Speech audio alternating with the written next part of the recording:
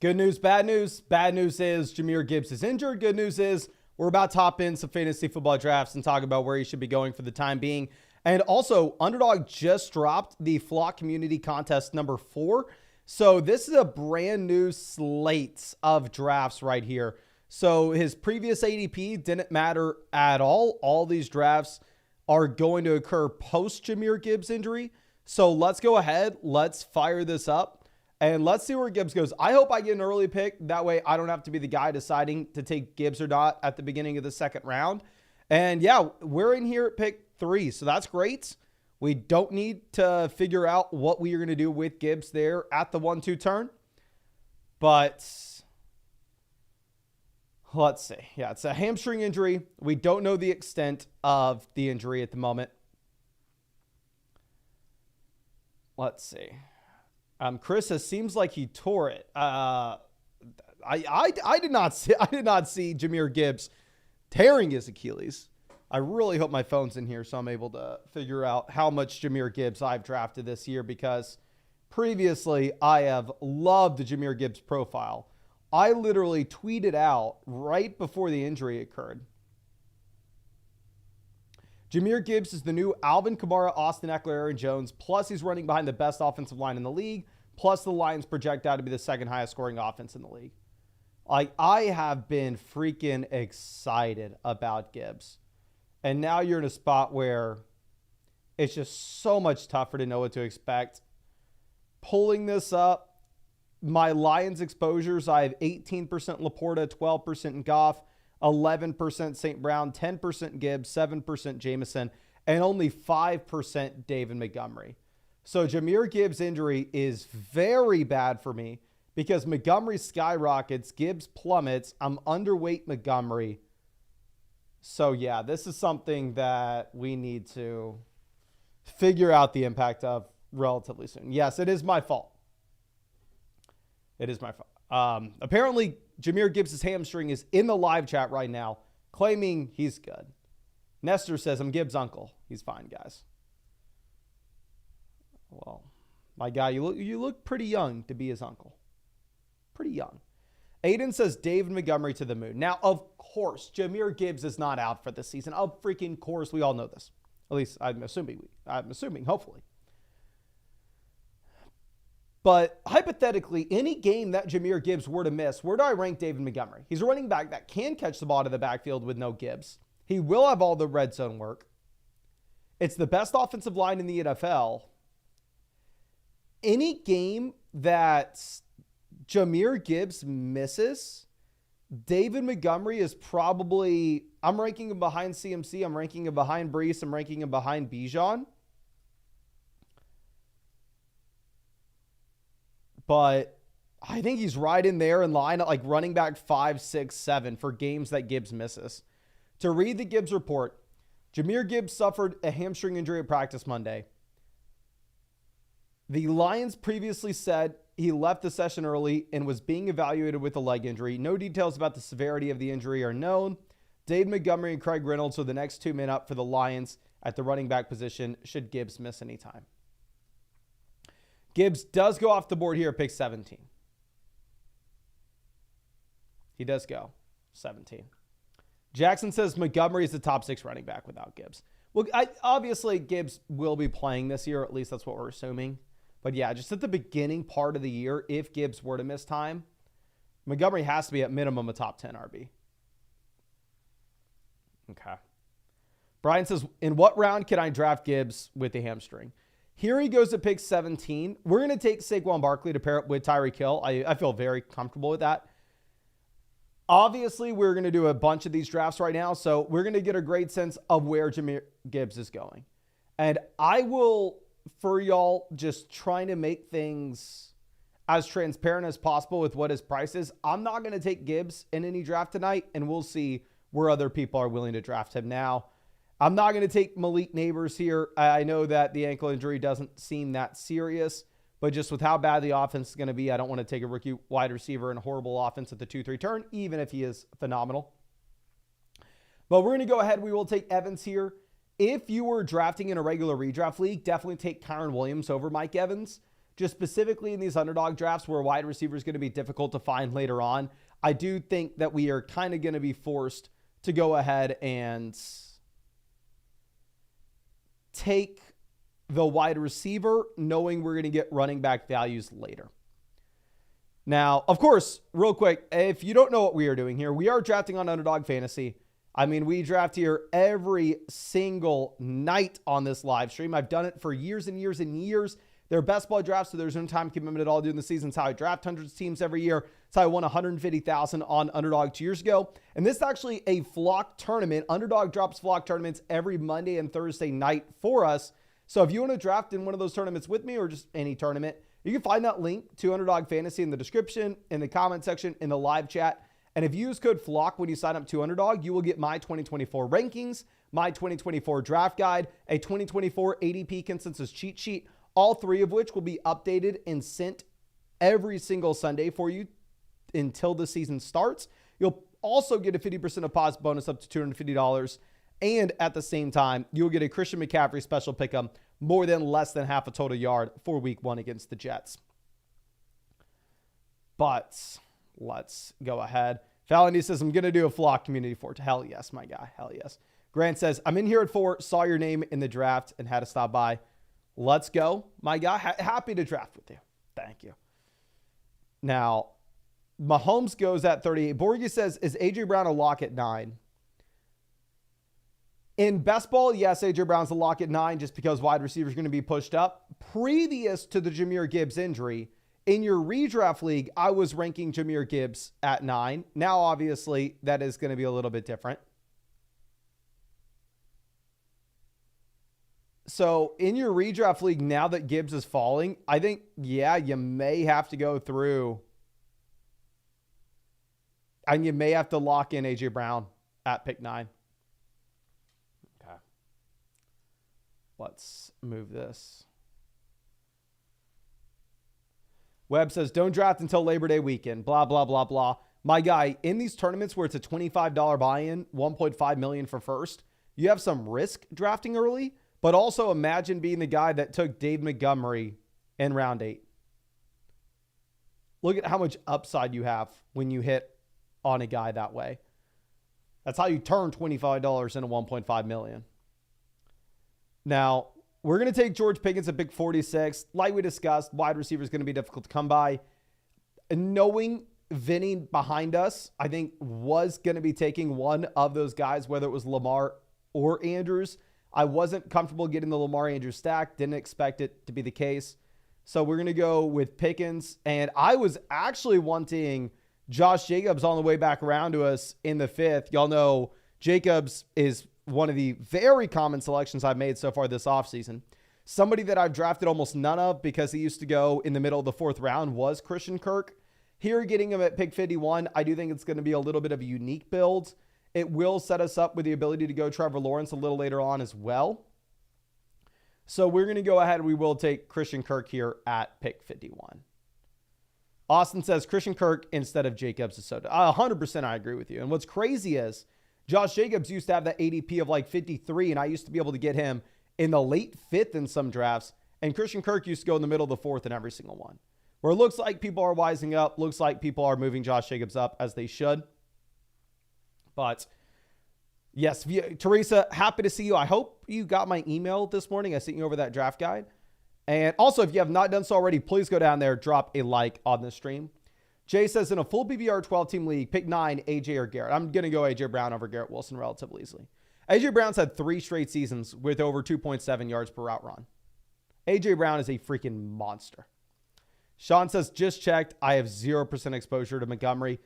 Yes, I am very much hurting because, like I showed previously, I have 10% Jahmyr Gibbs and 5% David Montgomery in drafts. And I will be very interested to see where David Montgomery goes in the drafts that we do tonight. But, ooh. Let's see. Okay. Aiden says, can you make an ADP video again this year? I have so many steals on ESPN Fantasy last year due to different ADPs. Yes, that ADP consensus cheat sheet's also available on flockfantasy.com right now. And like I said, if you use code FLOCK on Underdog in 2024, You will get that emailed to you and updated every single week. But I also just recorded a video that will cover the worst values in ESPN drafts that comes out tomorrow. Drew flexing on us saying 24% Montgomery. Mike telling us to buy the Gibbs dip. The thing is, if I was in Best Ball Mania, I would for sure be buying the Jahmyr Gibbs dip because compared to the rest of the teams that were drafted earlier this offseason, you'll get Jahmyr Gibbs at a cheaper cost. But this flock tournament just dropped today. It dropped after the Jahmyr Gibbs news. So you're not getting a discount on any other teams that were drafting Gibbs. Okay, let's move this over. Hollywood goes pick 66. Let's move it. I know what we're doing here. JSN off the board. Feel great about our decision to go ahead and take the wide receivers where we did. I was expecting to draft David Montgomery because I was expecting Joe Mixon and Kenneth Walker to both go before our selection. Oh my gosh, are you kidding me?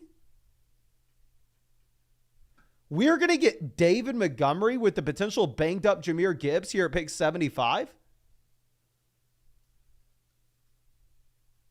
That is legitimately, let's figure this out. Any games that Jahmyr Gibbs misses, where do you rank David Montgomery? Please spam the chat right now. Would you rather have David Montgomery or Derrick Henry in a half PPR format in a game that Jahmyr Gibbs misses? Montgomery or Henry? And I'm not telling you to draft David Montgomery over Derrick Henry. For the love of God, don't do that. Gibbs isn't missing the whole season. But Jay says, Allen in the third to reach or go AJ and Jalen. If you can go Jalen Hurts in the fourth, then I would do it. Montgomery, Henry,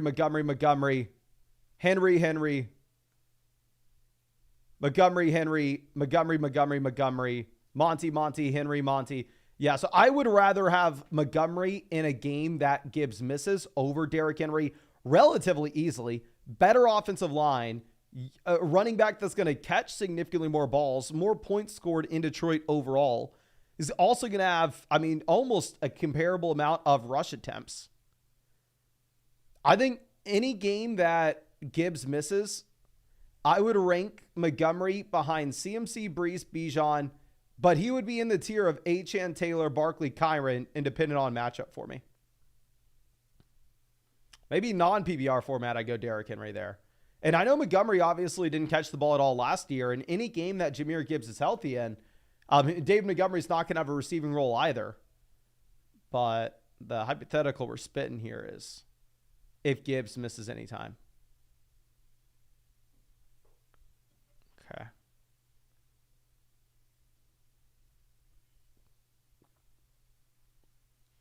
But Kyler goes pick 90.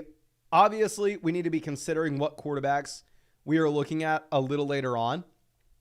This is a team where we can go Tua with Tyreek, and this is a team where we can go Lawrence with Kirk. Those are going to be the guys that we're looking at relatively soon. Well, we want to take him at the 8-9 turn.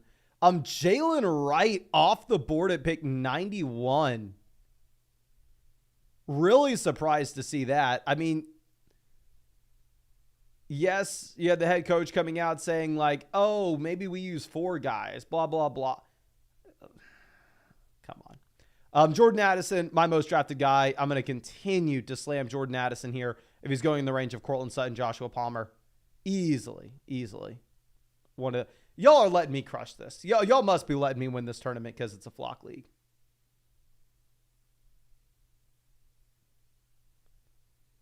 Jonathan Brooks, Dak Prescott off the board. Chase Brown goes. We could go Jaden Daniels and look for Jahan Dotson later on. We could go Jaden Daniels, look for Ben Sinnott in one of the last rounds. We could go Jordan Love and look for... Let's see what Packers... You know what? We will have a bunch of Packers options. We'll have Dobbs, Wicks, Luke Musgrave. Because we don't have a tight end yet and both Packers tight ends are in play for us, I think we're going to go ahead and take Jordan Love here at pick 99. I think going with the wide receiver or running back puts us in a very awkward spot where we're most likely just going to get crushed at quarterback and tight ends. We're going 9 rounds straight without a single one of those positions. So we will go Love here. But it is an awkward spot because now we really need to target these Packers guys later on. So we'll see. Jeff says, are we drafting more tonight? Yes, sir. If we get 3 likes in the stream, we'll fire up another draft after this. Okay. Now, Romeo Dobbs goes off the board, 104. Sad day to be us. Obviously, it would have been nice to have Dobbs paired up with Jordan Love.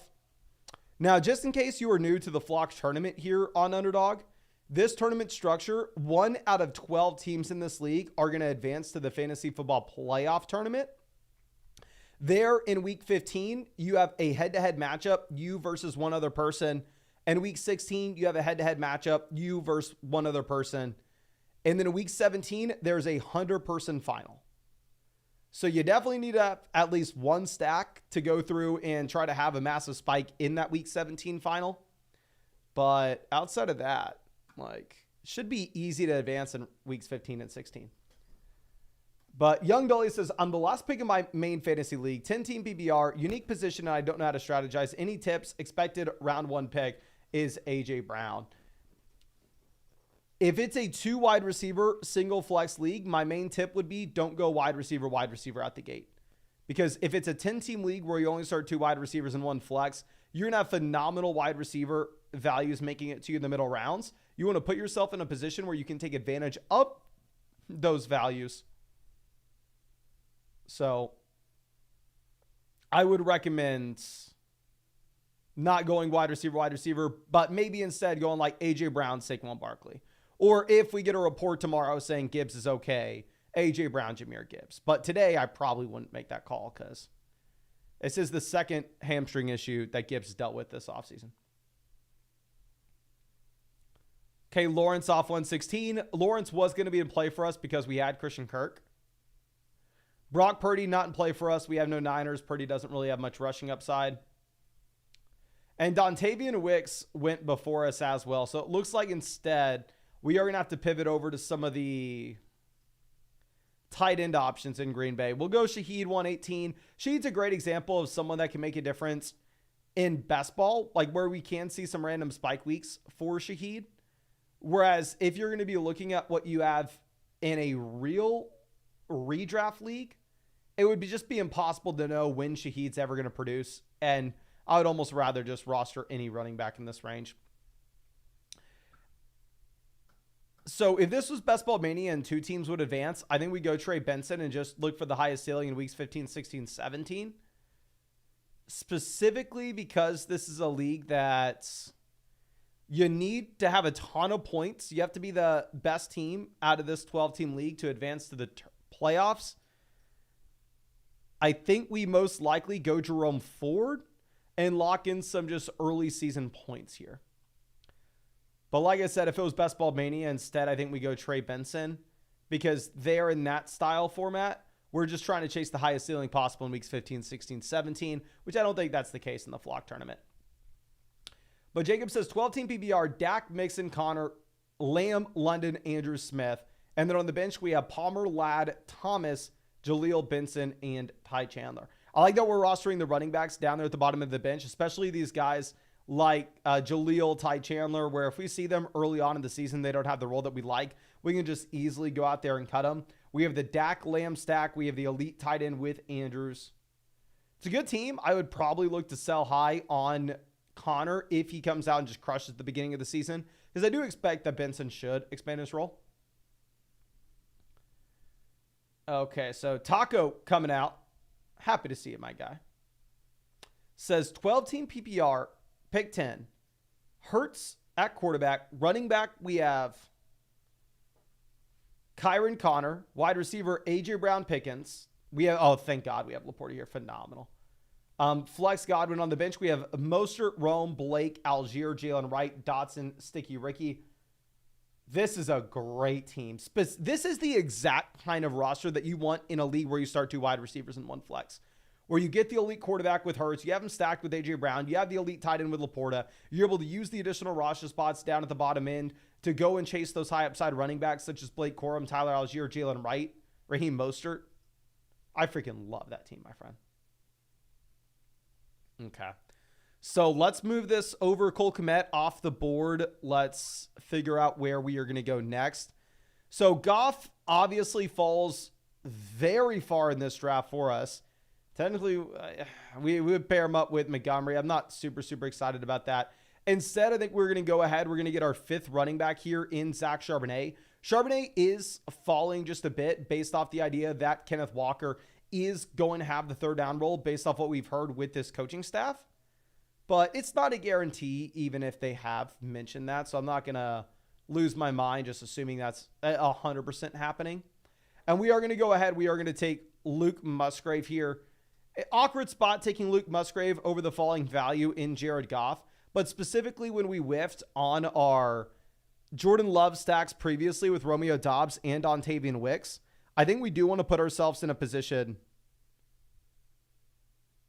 where we go ahead and we get some correlation with Jordan Love. We don't have a tight end just yet, so Luke Musgrave does kind of fit the bill here. Joe says, who for a keeper, Puka, Ayuk, Gibbs, or Kyron? If you would have asked me, say, a month ago, I would have gone, oh, easy, Puka. But now Puka's dealing with the knee. If you would have asked me last week, I would have gone, ooh, easy, Jahmyr Gibbs. But now Gibbs dealing with the hamstring. I don't think we're keeping Ayuk. I think it's either Puka, Gibbs, Kyron. If we get a report tomorrow saying, you know what, God, Jahmyr Gibbs was fine. He was just a cramp, which I don't know if that's probably not the case. Then we go Gibbs, but like I said, it's probably not the case. I think you have to monitor and pick between Gibbs, Puka, depending on the health of both. Jalen Hulu, always happy to see us, says best strategy for a 10-team, 2 wide receiver, 1 flex league, punt wide receiver. 10-team league where you can only start 3 wide receivers at the very most, punt wide receiver. Now, Teresa says 12-team firefighter guys league. I have pick 8. I'm contemplating going running back, then for an elite tight end quarterback, then slamming middle round wide receiver. What's the take on the strategy? I think it makes sense if you are in that league where you only start 2 wide receivers and 1 flex. Because there you go like Devonta Smith, Rashee Rice, Zay Flowers, and your wide receiver room is just fine. You don't need any more depth beyond that. Now, obviously, if it's like a PPR format where you start 3 wide receivers in a flex, or you start 2 flex spots, then maybe it's a little bit different. And then I probably don't go running back, quarter. I probably don't wait till round 5 to grab our first receiver. But yeah, in that format, Teresa, I think you can go ahead. It may change, though, depending on the news that we get specifically with. We're going to go ahead. We will take Baker to pair up with Mike Evans. But it may change specifically with the news that we get surrounding Gibbs, where if Gibbs is no longer a play there at the 1-2 turn, maybe best player available will end up being a wide receiver. And then just from an advancement perspective, we are going to take Deshaun Watson here at 171. Doesn't really correlate with this team, but like we discussed, we do need to have the most points in this league. It's best ball. So going with 3 quarterbacks and having these guys cycle through just based off their random spikes, I do think makes sense. But let me remind y'all, if we get 300 likes on this stream, we are going to fire up another draft after this one. So if you have not done so already, please go down there, hit that like button. But wide receiver, we have Tyreek, Mike Evans, George Pickens, Christian Kirk, Jordan Addison, Shaheed. Running back, we have Saquon Barkley, Kenneth Walker, David Montgomery, Jerome Ford, Zach Charbonnet. Quarterback, we have Jordan Love paired with Luke Musgrave. We have Baker Mayfield paired with Mike Evans. We have Deshaun Watson paired with Jerome Ford. I don't really think that matters. But still. Platinum Pete says, 12-team PPR league. Oh, dear God, my guy. I don't know what is scarier, the profile pick or the team.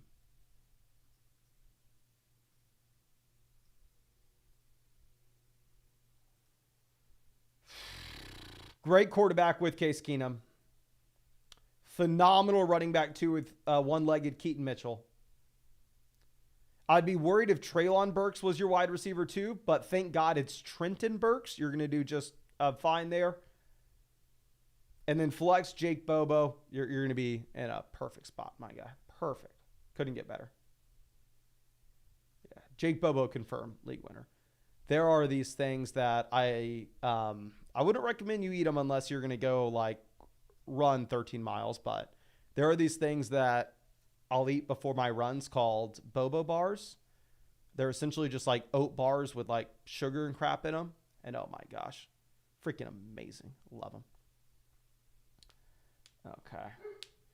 Now, DJ Chark goes, Ben Sinnott off the board as well. We're definitely going to take 3 tight ends with this team. I think we can go ahead, and I know I never do this. Just everybody in the live chat always goes, Mason, please take Quentin Johnston. You haven't done it before. You need more Quentin Johnston in your life.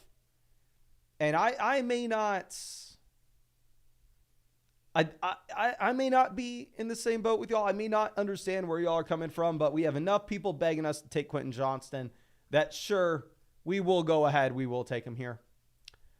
And afterwards, let's figure out what we are gonna do. I think we can go ahead, take Mike Gesicki just as a tight end that's in a good offense.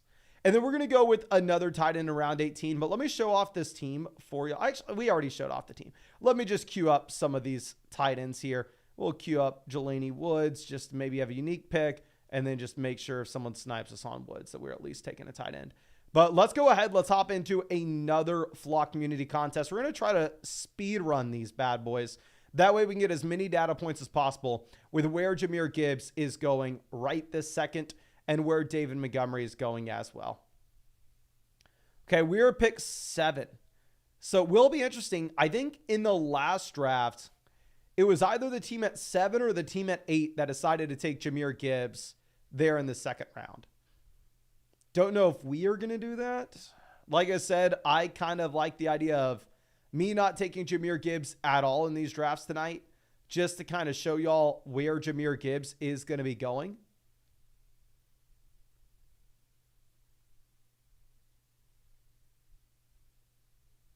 But let's see.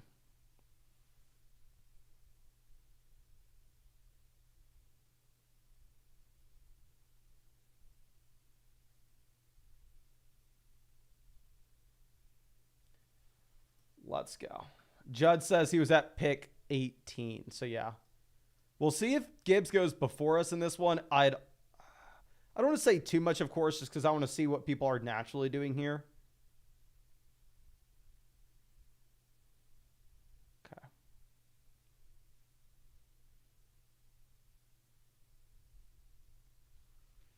Tia says 10-team Superflex Keeper League. Start 2 running backs, 2 receivers, 4 flex spots. Well, if this is PPR, you're slamming wide receiver. Need to keep 7, keeping Burrow, Chase, AJ Brown, Waddle, Evans, HN. Are we keeping Montgomery or DK? Typically in this format, I think it's easy to say keep DK Metcalf. You can start 6 wide receivers from a week-to-week perspective. But if we get news tomorrow as saying that Gibbs is going to miss a considerable amount of time, may miss a month, and at that point you have to go Montgomery, is then you have a top 10 running back for at least a month of the year, you know. But we just need more news there. Andrew, do not drop Christian Watson for Gabe Davis. Please keep Christian Watson. But let's go. Jefferson off the board at 5.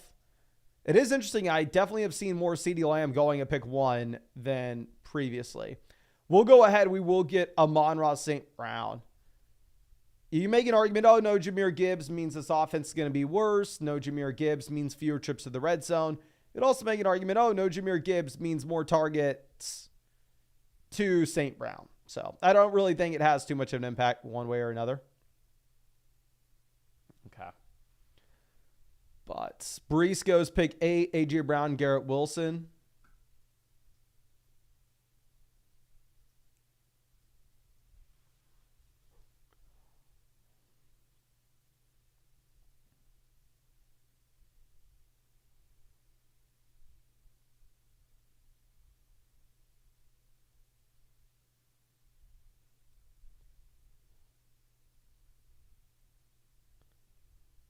Taylor, Gibbs goes at 11 in this?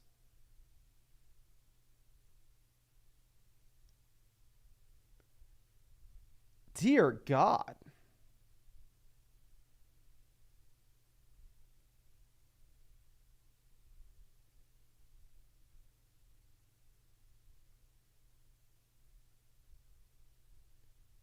Debo 14.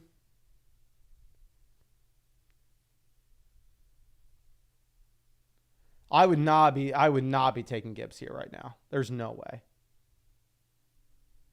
Marvin goes 15. Henry says someone not keeping up with current events. That's probably what it is, to be honest. Ben says, where are you moving Montgomery to in the rankings? Let's just go through and first we're going to get Barkley, like we did in the last draft. But right now in ADP, Montgomery's at 18. Montgomery today jumps Alvin Kamara for me. Rashad White, Joe Mixon, Kenneth Walker. I think we need more clarity on the Gibbs situation to move Montgomery over those guys. But yeah, Barkley and Kyron's been moving up these drafts on Underdog. Previously, I was getting Kyron Williams in round 3 absolutely nonstop. Now it is a little bit tougher to get him at that cost. But of course, we've been doing these Underdog drafts for a while. And I think now more people that are not really drafting in May, June, July, they're starting to draft because it is August. So I think you are going to see some of these running backs get more expensive. Jacob says, hey, Mason, out again in one. Didn't see a link. So I will go ahead. I will send the link to join Underdog again in the chat, my friend. So just sent that link in the live chat. Of course, if you're not already on Underdog, you can click that link in the live chat. They're best ball drafts and no time commitment at all during the year. So it's not going to take anything away from your main fantasy football team. It's just like extra fun drafting on the side. That's how I draft hundreds of teams every year. It's how I won 150,000 on Underdog 2 years ago. And of course, if you use code FLOCK, you're going to get my 2024 rankings, 2024 draft guide, and 2024 ADP consensus cheat sheet, all 3 of which will be updated for you and sent out every single Sunday to the email you signed up with and used code FLOCK on a $10 deposit in 2024. But yeah, essentially, whenever I join the Flock tournament, you just join at the same time. Whenever I join a Best Ball Mania draft, you join at the same time. It doesn't guarantee that you get in the same draft with me just because it is a public draft room, though, my friend. Okay. And also, if you use code FLOCK, you get a 50% deposit bonus up to $250. And you get, where to go, Stephon Diggs in 2 wide receiver sets in Houston, getting some slot work as well. Plus, if you use code FLOCK, you're going to get a Christian McCaffrey special pick of more than less than half a total yard. You do need to be in one of these states, though. I forgot to say that previously. You need to be in one of these states if you want to draft on Underdog. You can see the map there, though. Green says, hey, if there's an under-the-radar player I like, but they are so under the radar, not on Underdog Sleeper, anything I can do? If you're on Twitter, I bet you if you @ Underdog, they'll add the player. But yeah, if he's not on Underdog or Sleeper, my guy, I'll tell you right now, he's probably nothing.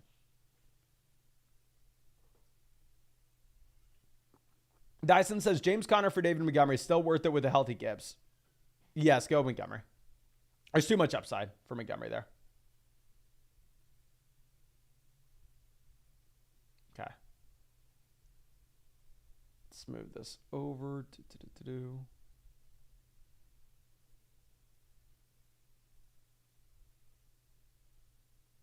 Platinum Pete says, hey, Mason, do you think the Seahawks will be good? Right now, if you look at sportsbooks, they are projecting out the Seahawks to be about an average offense this next year. Obviously, a lot of people are coming out screaming that the change with the overall offensive coordinator is going to bring in a much heavier passing flow into this offense. We're going to see more 3 wide receiver sets. You're going to see them air it out just a bit more. So I know a lot of people are in on Jackson Smith and Jigba based off the change with this coaching staff. I don't really know if I agree with it. I mean, it's fine. I'm kind of in line with market with the Seahawks. I've drafted a lot of Tyler Lockett, but the thing is, I would really only draft Lockett on Underdog. I wouldn't really draft him in your regular redraft league. And the explanation for that's pretty simple. And that's if you are drafting on Underdog and you take Tyler Lockett at like wide receiver 50, and he turns out to be the wide receiver 30 and he gives you some spike weeks, there he can make a big difference. But in your ESPN draft where you start 2 wide receivers, 1 flex, and you take Tyler Lockett at wide receiver 50, and he turns out to be the wide receiver 30, it just doesn't freaking matter. It makes no difference to your season whatsoever. So that's one thing I do like about Underdog. It's like if you hit on some of those later round wide receivers, it actually does matter. Andrew says 12-team keeper league, JT in the 4th or Puka in the 15th. We already have pick 1. I would definitely go with Puka in the 15th there, my friend. Lazul says, love your channel. Started following last year. Got my first championship in 2 leagues. Hell yes, my friend. They need to go with 3 wide receivers out the gate and targeting running backs like Jacobs, Jones, Javonte in the middle rounds. What are your thoughts? So I covered this in a 0 wide receiver draft strategy. 0 running back draft strategy video yesterday. It is a good idea to go 0 RB and go with those wide receivers very early. If you are playing in a league that's a full PPR format and you can start 5 or more receivers. Whether that's a league where you start 2 wide receivers and have 3 flex spots, whether that's a league where you start 3 wide receivers and have 2 flexes. But what I found is a lot of people in their regular redraft leagues play in leagues where you only start 2 receivers and 1 flex. And in that style format, to go 3 wide receivers out the gate, it will box you out of some of the great values that you could get later on. So I wouldn't do that, my friend. Rocco says 3 wide receiver, 1 flex, Chase or Bijan. Full PPR. If the draft's on Yahoo or ESPN, I'm still going to go Bijan. Because looking at the ADP, you're just going to get, you can get freaking T. Higgins in round 6. You're going to get great wide receiver values in the middle rounds. Okay.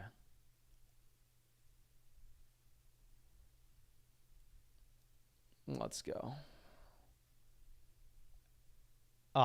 T. Higgins and George Pickens both falling a ton in this one.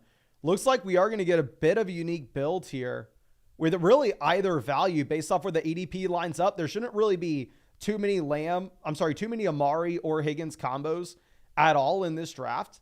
And getting Higgins here, this is going to allow us to target Burrow a little later on, which is something that we do need to consider is where we are going to get these quarterbacks from.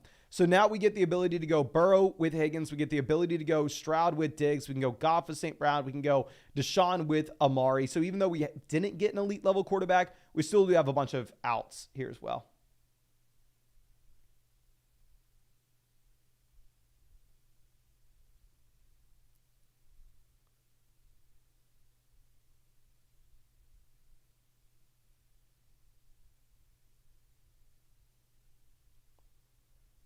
So Pickens makes it down to 57 to Lee.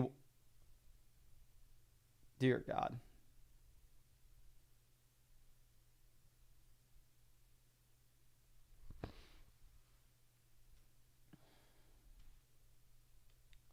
John says 800 likes. I'm door dashing Mason Dodd Italian Steakhouse. John, let me know what's the best steakhouse in Austin. I have my favorite. I'll let you know after I hear yours, bud. And also, real quick, if you are anywhere near Austin, 1, let me know your favorite steakhouse. And 2, you better be at the Flock Meetup, August 22nd, Austin, Texas. I'm going to be there. A ton of other fantasy football YouTubers are going to be there as well. I'm going to be giving out a ton of free merch. I got the place to agree to give out half-price beer to everybody as well. So yeah, tickets are only $15. I just have to tell the venue how many people are going to be coming. So please grab a ticket, flockfantasy.store. Be a lot of fun. You can see all the information on that little poster right there. But make sure you come to the Flock Meetup. But let's move this over. I'm definitely going to be going with a running back here with this pick. Whether that is Rashad White or Kenneth Walker, I'm not taking Hollywood Brown. CJ Stroud goes. So I think we're going to go ahead. We will take Rashad White. With White, not efficient last year, but I keep going back to the fact that you have receiving volume. So it doesn't really matter if the efficiency is not going to be there, if the receiving volume will be. Just because it does give you a decent floor, but okay. Let me see. I asked John for his favorite steakhouse, and this is what I get in the chat. And then keep in mind, this is the guy that asked to be a moderator a couple weeks ago. His response is, felt like I smoked meth. Okay. I ate a 24-ounce porterhouse before and couldn't sleep at all. Weirdest thing ever. Now, of course, I'm a sober person. I've never smoked meth. I most likely will never. So I don't know exactly what it feels like. But I doubt it feels like eating a big steak, my friend. I would be very surprised if they feel like each other at all. John says Dean's is up on my list. I've never been. But anyway. AJ says, half PPR, 3 wide receiver, double flex, redraft. Second pick this year. We're going to go Hill, Lamb, or Jeff. This format where you can start up to 5 wide receivers, I definitely think you want to go wide receiver. I go Lamb. Then second, are we going to go Evans, Debo, or Waddle, assuming no one else falls? Also, Henry, Jacobs, or Pacheco. I prefer Jacobs out of that group of running backs. But to be honest with you, I think in a league where you can start up to 5 wide receivers, I'm going to go 3 wide receivers straight out the gate. I think you go Lamb. I think you take Debo and Waddle on the turn. Be a great spot. Then he says, but you've watched a ton of Breaking Bad, so you sort of know. That is true. So I guess now every time we see John, we can picture Wendy in our minds. Wendy from Breaking Bad. Let's move this. Evan Ingram off the board, 75. Aaron Jones goes 75. I mean, Ingram 74, Aaron Jones 75. Let's see how far Hollywood falls. Now, obviously, I would love a top-end tight end. I would love a top-end quarterback. But if you look at the options that we have at the moment, extremely limited of what's going to make it to us. David Montgomery makes it down to pick 76. Montgomery goes after Aaron Jones in this draft. With the Gibbs injury, you have to be taking Montgomery higher than this right now. If we get news tomorrow that Gibbs is all good, blah, blah, blah, which, I mean, it's hard to say that right now, then at that point, then sure, if you really want Aaron Jones over Montgomery, you can go with it. But we could also get news tomorrow that Gibbs is out for a month. And if that happens, I mean, Montgomery moves up in a big-time way. Y'all know I've drafted absolutely no Hollywood Brown this year, but F it, I'll take Hollywood if he makes it to us at pick 79. Hollywood looks washed. If you look at his yards per route run, they were down at 1.3 last season, which has been a consistent fall. This is all off the top of my head, so if I'm off by a decimal, don't scream at me. But Hollywood has gone from 1.7 down to 1.6 down to 1.3 with his yards per route run. The Chiefs pay him absolutely nothing in comparison to the other free agents like Calvin Ridley. So I've stood by Hollywood being overrated all offseason, going at the 4-5 turn. But now if a shoulder injury that reports are saying he may be back by week 1 with is going to give us him at pick 79, then sure, we'll mix him in. OJ says, yo, did you run 10 or 12 miles today? Today was a 10-mile day, my friend. Today was a 10-mile. If I can, the issue is I had a meeting with the developers at 9 a.m. So I had a meeting with them at 9. I didn't get to go start running until like 10:30, 11. And at that point, it's already 90 degrees, sun beating down on you in Austin, and it's only getting hotter. So if I try to go 12, 13, I mean, we're at that point out there at like 1 noon, and it's tough. Okay. Now, Jordan Addison off the board, pick 88. So I think at this point, what we're more likely than not going to do is take Joe Burrow. I think Burrow is just a great pick here in this range in general. We also get him paired up with T. Higgins as well.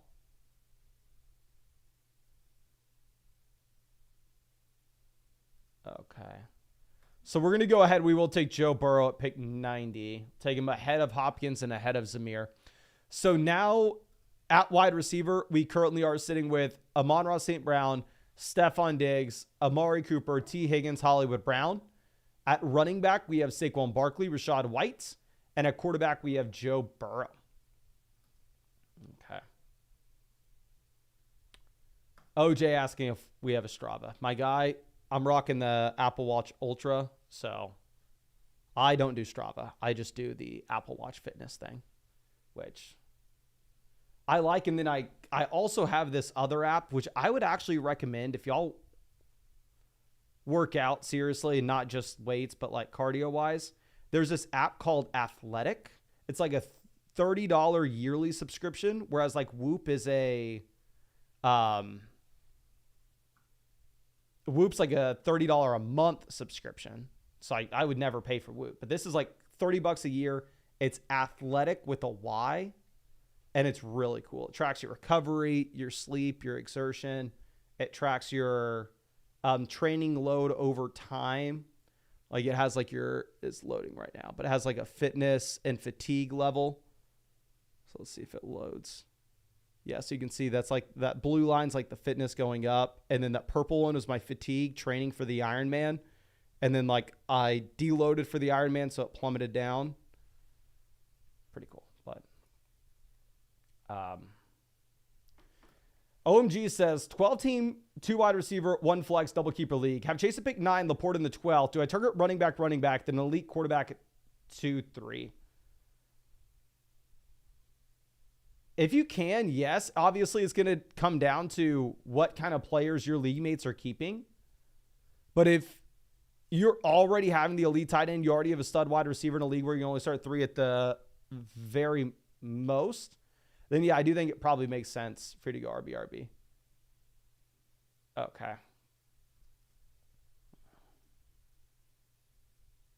F it. We'll just take Hopkins at 103. There's nothing better than in a league where you need the most points in your 12-team league in the regular season to advance to the playoff tournament for us to go through and take 2 guys dealing with injuries. So we'll take Hopkins, pick 103, and we'll be done drafting wide receiver relatively soon. Maybe one day says Gibbs went and picked 16 in my Underdog Best Ball Mania right now. If you are in an Underdog draft right now, maybe it's a different one than this one. I'm trying to get as many data points right now of where Jahmyr Gibbs is going. So if you're in an Underdog draft at the moment, or you just did one after the Jahmyr Gibbs news, for the love of God, go to the live chat right now and let me know where Jahmyr Gibbs was drafted. Please let me know. Because here in this one, he goes to freaking pick 11, as if nothing ever happened. And the last one, he went at pick 18. Diamond says 17. Justin says 12. Well, 17. So Diamond's on 12. I mean, 2 of them, he's gone 17. Looney says pick 18. Kadarius Toney, 18. 13, 11, 21, 18, 209. 17, 206. 16, 15. So it looks like Gibbs pretty consistent. BPH got Gibbs and CMC. If you're able to do that like a Best Ball Mania draft, oh my gosh, I'd be losing my mind. That's awesome. Jowett Hoodie says 10 TPBR 3 flex sleeper. We have Josh Allen, Derrick Henry, Kamara, AJ Brown, Puka, Kittle, Connor, Goddard, Schultz, Ford, Warren, Keon Coleman, Leggett, Palmer. Any improvements? So we have the elite quarterback. We have Kittle. You can't roster 3 tight ends here, my friend. We'll get back to that in 1 second. But let's figure out what we're doing. Caleb, probably not in play. I have noticed Singletary falling a considerable amount. Let me know if there's a reason that Singletary has been falling. But in some other Underdog drafts off the live stream today, I was getting Singletary in round 11. But we'll take him here at pick 114. We need another running back. But anyway, yeah, you can't be rostering Kittle, Goddard, and Dalton Schultz. My guy, I think you'll look to see if we can sell Dalton Schultz in a 2-for-1 deal with literally anybody. See if we can send a Joshua Palmer and Dalton Schultz and just get a slight upgrade at wide receiver, or maybe Dallas Goedert and Joshua Palmer. But yeah, you don't want to be rostering 3 tight ends. But San Diego French Bulldog says 3 receivers, 1 flex, 10-team full PBR keepers. Who gets to say HN in the 11th, Pacheco in the 12th, or Rachaad White in the 13th? I'm definitely going to go HN and Pacheco. If you're looking at the difference between 11th, 12th, 13th round keeper cost, it's all the same. It doesn't matter. It's just who you would want between the two. Between those 3 guys. Isaiah says trade Gibbs for Jacobs, London, or too far in redraft. Oh, no, for sure. I still want Jahmyr Gibbs there. Yeah, don't do that. Platinum says I had the first pick in a money league, and I got Gibbs. Not bad. Not bad, my guy. Not bad. Okay. Let's move this over. Jerome Ford off the board 120. Let's see how far Caleb falls in this draft.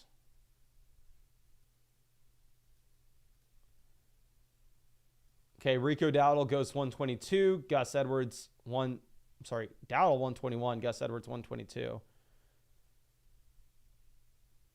Goff will definitely be in play for us since we have St. Brown. If we have Burrow and Goff, I don't know. I don't want to say we were done drafting quarterbacks because this is a league where points in the regular season matter a ton. Ezekiel Elliott goes 125. Let's see what Duke Fan does.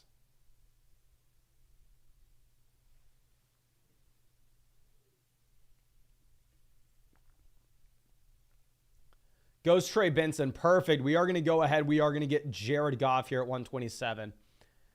It's an awkward spot with Gibbs impacting Goff where you'd assume that, like, oh, yes, maybe they run the ball a little bit less, but also Gibbs is one of the more dynamic options Goff has in the passing game. So I would say it probably hurts Goff more than it helps.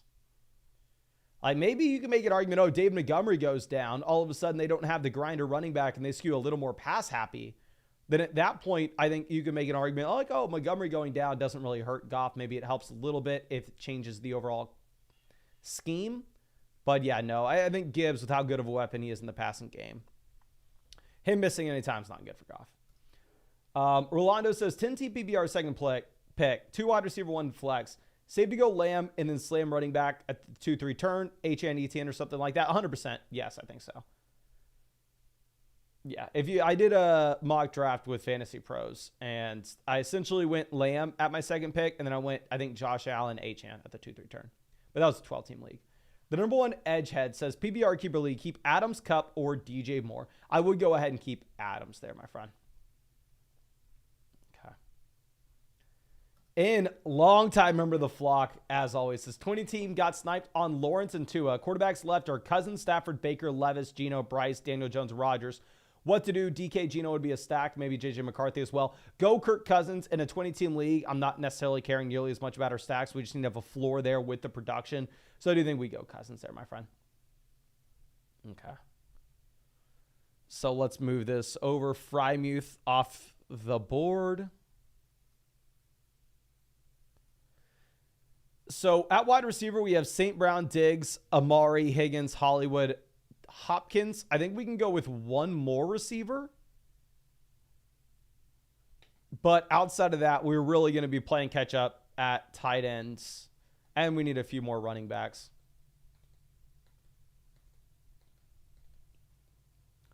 Steve goes Tyler Algier. So we will take Mike Williams. Mike Williams is off the PUP list, which is really good news. And Mike Williams is another great example of one of those guys in your regular ESPN draft. Don't take him. Like, what's the upside? You take him at wide receiver 60. He's the wide receiver 40. Doesn't really help you. Here on Underdog, it would be massive if Mike Williams gives us some spike weeks and he's a wide receiver 3 in fantasy. So I think it makes sense. But Charlie says, saw your 0 running back draft strategy yesterday. Would you recommend it for a full PPR 3 wide receiver 1 flex? Also, would you take Lamb over CMC at picking first? Thank you. I think the Lamb versus CMC is, you're able to do it in a full PPR league where you start 3 wide receivers and 1 flex. You don't have to, but it's definitely an option. I would say held to the no if it was a league where you're going to start 2 wide receivers and 1 flex. I think it is an option for you. It's not necessarily something that you need to do. But if that's the way the draft board falls, where all of a sudden you're like, oh, I get CeeDee Lamb in round 1. Oh, maybe Devontae Adams made it to me in round 2. Oh, maybe Jalen Waddle made it to me in round 3. Oh, maybe Josh Allen made it to me in round 4. Jalen Hurts made it to me in round 4. Then, oh, maybe Mark Andrews made it to me in round 5. And all of a sudden you find yourself with a 0 RB build. You can do it in a 3 wide receiver, 1 flex league. That's not my plan A, but if that's best player available, then go for it. AJ says Warren or Singletary or anyone else later for an RB2. I'd go Warren. I think you have more upside than Singletary. On God says, should I trade away JT and Garrett Wilson for CMC and Worthy?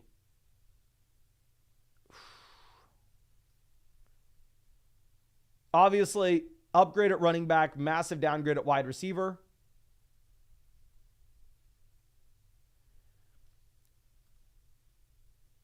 Dynasty, I'd say hell no. But the thing is, if it's a shallow redraft format, 2 wide receiver, 1 flex, going and overpaying for CMC is not a bad idea. I would hate it if you did it. Okay.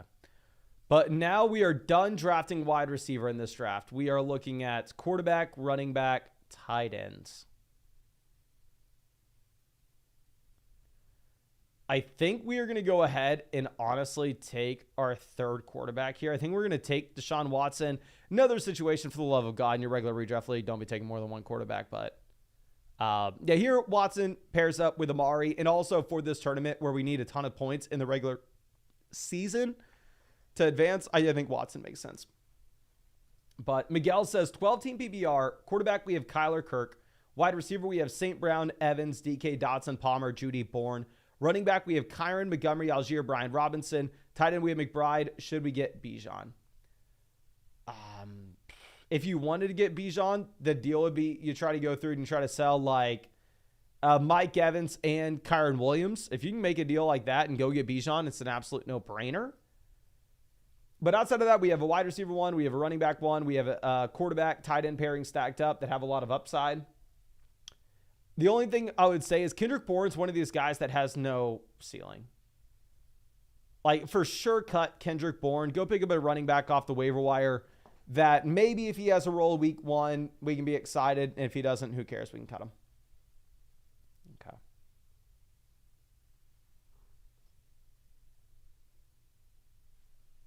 Let's move this over. Zach says, are we doing one more tonight?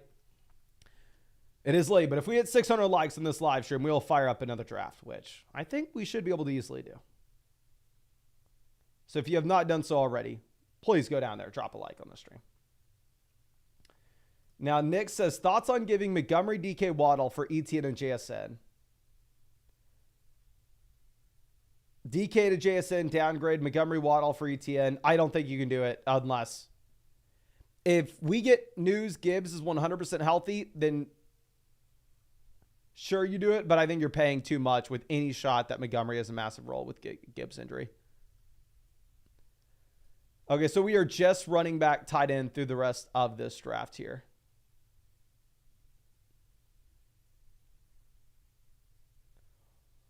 Ray Davis goes, we'll go ahead. We will take Noah Fant. I mean, it looks like Noah Fant's injury is not too serious. Noah Fant's been horrendous if you're talking fantasy football over the past few years, but he gets a decent contract, and at the same time, I mean, people are saying that this is going to be a more pass-happy approach. So maybe we go ahead, give him the benefit of the doubt, and we take him. Okay. Now, let's see. Cody Light says, considering the Gibbs news and Montgomery going the 6th in sleeper drafts, would it be worth reaching on him in the 5th instead? If you have to draft it, honestly, 5th round now. Like, if it's a non-PPR format and you have to draft tonight, then sure, do it. But a 5th is a pretty decent. I mean, it's an expensive price. Hyra says, hello there. We are in an 8-team full PPR, wondering if this team is championship ready. Oh my freaking gosh. How? This is just a flex. I know 8-team leagues, obviously every team's going to be so much better than what you'd expect in a 12-teamer. But still, if you look at this, CMC Breece Hall, we have the running back 1 and the running back 2. Jamar Garrett Wilson, we have 2 wide receiver 1s. We have Travis Kelce, we have Smith, Jonathan. Phenomenal team, absurd team. If we can go through, if we can package together maybe a wide receiver depth piece in that format like Devonta Smith, you don't list your quarterback, so I'm assuming it's not a great QB. If it's like someone like Joe Burrow, which Burrow is obviously a great quarterback, but in an 8-team league, he'll be a low-end QB1. If you can take like Devonta Smith, and if your quarterback's like the Joe Burrow tier and go get Josh Allen, then I like to do that in an 8-team format. Okay, like I said, we are running back tight end through the rest of this draft. Okay. Isaiah likely off the board, 173. Braylon Allen goes, Allen, big-time riser based off what you had with the preseason game for the Jets. Looks like he is locked and loaded to be the backup behind Breece. And looked really good in that game as well. Okay. So let's show this off. Wide receiver, we have St. Brown, Diggs, Amari, Higgins, Hollywood, Hopkins, Mike Williams. Running back, we have Barkley, Rashad White, Devin Singletary. Quarterback, we have Burrow paired up with Higgins. We have Goff paired up with St. Brown. We have Watson paired up with Amari. Tight end, we have Noah Fant, Tyler Conklin. So we really do need to hit on one of these running backs in the coming rounds. Now, Max says, round 3, 10-team full PBR. Choose one. Evans, DK, Kelce, White. Round 1, we went with Jefferson. If it's a 2 wide receiver, 1 flex league, give me Kelce. If it's a league where you start 4 more wide receivers, then there I think it's closer to Evans. Under no circumstance am I taking DK, though.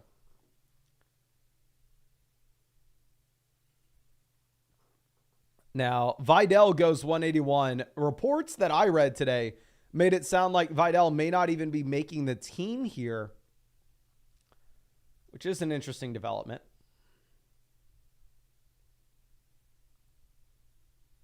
Let's go over to running back, tight ends.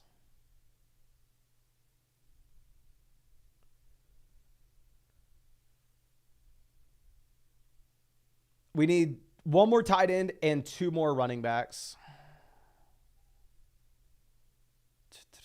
Elijah Mitchell looks like he's no longer the backup in San Francisco. Eric Gray, obviously just 1 preseason game, but maybe if Singletary were to go down, it's a split back field between Tracy and Eric Gray. Jonnu Smith apparently is in tight end rotation at the moment. So I think we will take Dameon Pierce here. We know he's in a good offense. He's looked good at one point of his NFL career.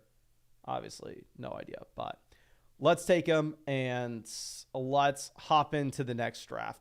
So you can see this team. Like I said, we're going to take 1 more running back and 1 more tight end, but I can do that on my phone. And I'm just trying to get as many data points right now for where these Lions running backs are going. Okay. Let's move this down. And yes, so the Flock tournament is a 3 max entry. This is the 4th Flock community contest. We are going to have one every single Monday and Thursday on Underdog until the season starts. So for sure, make sure you're hopping in with us. But every Flock tournament, you can only draft 3 teams. Steven, longtime member of the Flock, happy to see it, says, my guy needs some advice. How to attack my league with a half point per carry in full PPR. If it is a half point per carry, so I've played in a lot of point per carry formats before. Every point per carry league I've played in is a dynasty format, but still, tomato. The scoring in terms of how we're valuing these positions, it's impacted the same.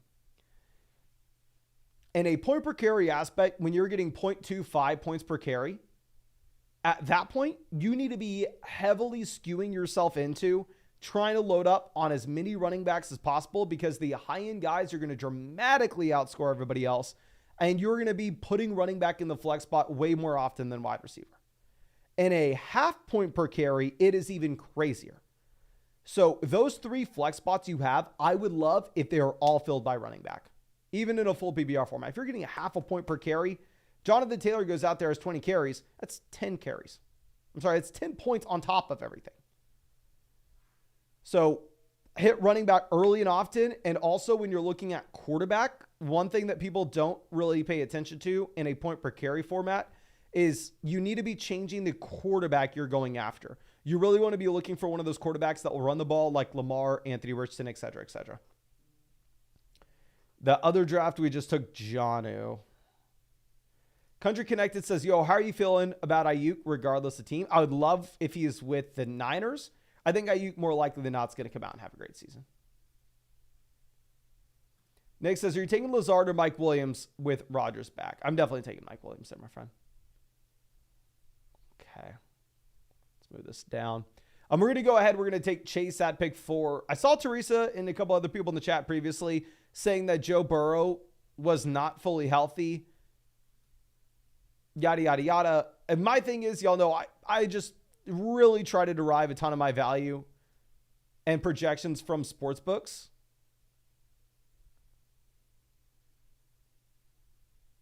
And right now they are projecting the Bengals to be a top 5 offense in the NFL. So if the Bengals are projected to be a top 5 offense in the NFL, and we've seen Chase's efficiency in the past, I'm going to be fine going out there, and I'm going to be fine taking Chase. Benny says, Flock tournament, pick 12. Puka, London, Diggs, Allen, Keenan, Rashad. I do like that turn. Ramadre, Addison, Bowers, Brian Robinson, Chubb, Schultz, Stafford. I really like this team. And I know some people may say, oh, well, Josh Allen's not stacked, blah, blah, blah. But the thing is, this is a tournament where really you only need to have that one stack in week 17 to give you a massive blow up. If Allen advances you and then all of a sudden Stafford has like a top 3 week with Puka in week 17, you can crush. Okay, Serge says, hey, Mason, I've asked this before, but I'm torn on who to take in a full PBR super flex league with a third pick. Tyreek, Brees, Allen, Lamb, Chase, who's the smash pick? If it is a league that you start 2 wide receivers, 1 flex, and you have a super flex spot, quarterback's going to make up a ridiculously high percentage of the starting lineup output. If there are 12 or more teams in the league, there is going to be a decent supply and demand market for these quarterbacks, so I would go Josh Allen. Now, if it's a league that is like a 10-team format where there are going to be more than enough quarterbacks to go around and you can start up to 4 or more receivers, then there, I don't think you have to go with a QB. But, yeah, I don't think you can go wrong with Josh Allen. Arthur says, 10 TPBR, Burrow, Kyron, Achane, Javonte, Chase, Debo, Waddle, Deontay Pitt. Should we be making any moves? Burrow, Chase stacked up. We have wide receiver upside with Debo, Waddle, Kyron, H. A great team. Only thing I'd say is in a 10-team league, I'd like to package together Deontay and Javonte for a running back upgrade if possible. Steven says, hey, how can I get your draft guide when I can't do Underdog? If you can't do Underdog, my friend, my draft guide is available on flockfantasy.com. And if you sign up to a Mother Flocker annual sub to flockfantasy.com with code FLOCK, which you can find the link in the description, my guy, not only will you get my draft guide, my rankings and stuff, I updated every single day during the regular season, and I update my rankings on flockfantasy.com at the moment almost every single day as well. But also, after you draft your team, I will actually make a podcast breaking down your team for you if you just submit it to me. So, yeah. You can find a link and also you get the draft guide, of course, and the 2024 ADP consensus cheat sheet, and also a bunch of rankings and a bunch of other stuff from other fantasy creators as well. So, yeah, you can find that on flockfantasy.com. But, of course, if you can hop on Underdog, if you are in one of these states and you have not made a deposit on Underdog before, and you want to get in one of these drafts with us, these are best ball drafts, so there's no time commitment at all during the season. That's how I draft hundreds of teams every year. That's how I won $150,000 on Underdog 2 years ago. And if you want to get in a draft with us, you can find the link in the description comment section. Code FLOCK will hook you up with my 2024 draft guide, 2024 rankings, 2024 ADP consensus cheat sheet, all 3 of which will be updated every Sunday until the season starts for you. You'll get an updated email every Sunday. And yeah, also if you use code FLOCK, get a 50% deposit bonus up to $250. And you'll get a Christian McCaffrey special pickup more than less than half total yard for week 1. So it is cheaper if you can do Underdog to just deposit $10 on Underdog to get everything than it is on flockfantasy.com. Just to be honest with you. That's why I typically promote Underdog as a way to get things, because it's cheaper to just do the $10 Underdog deposit with code FLOCK. But like I said, you do have to be in one of these states if you're going to do that. Siraj says, what's up, Mason? Have to make my decision in my keeper league. Puka for a 6th, Pacheco for a 5th, Stroud for a 6th, leaning towards Puka. I would for sure go with Puka there, my friend. And just hope that the knee is okay. Okay.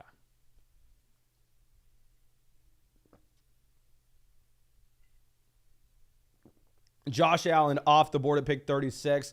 Not a super crazy draft. Really, the only thing that we want to be monitoring here is you do have Brees, Achane, Derrick Henry all going to the same team, which I actually don't mind. If you're in a league where you start 2 wide receivers, 1 flex, go for it. Take 3 running backs out the gate. I think you can get away with it. Just the issue is if you are looking at these Underdog drafts in particular, where wide receiver is going to, in my mind, be very hard to come by later on.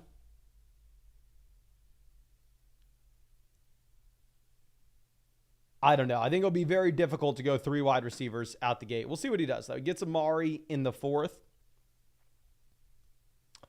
And right now we have Chase, Olave, Brandon Ayuk. Travis Etienne off the board. If we go Mahomes, there's a chance we can get Rashee Rice on the way back around. So we'll mix it up. Instead of being boring, taking Pickens, we will take Patrick Mahomes and hopefully get the Rashee Rice stack at pick 52. But yeah, in this draft, this was another one where BP here decides to go with Jahmyr Gibbs at pick 17. So the 3 drafts that we have done tonight, Gibbs has gone at pick 17 twice, and he went at pick 11 once. Okay. Pickens goes 46. Rashee Rice off the board 48. Does suck for us, but it is what it is, right? There's a chance we get Hollywood at pick 69. I mean, Hollywood made it to us in the middle of the 7th round in the last draft. Calvin Ridley off the board. We're going to go ahead. We will take Mark Andrews.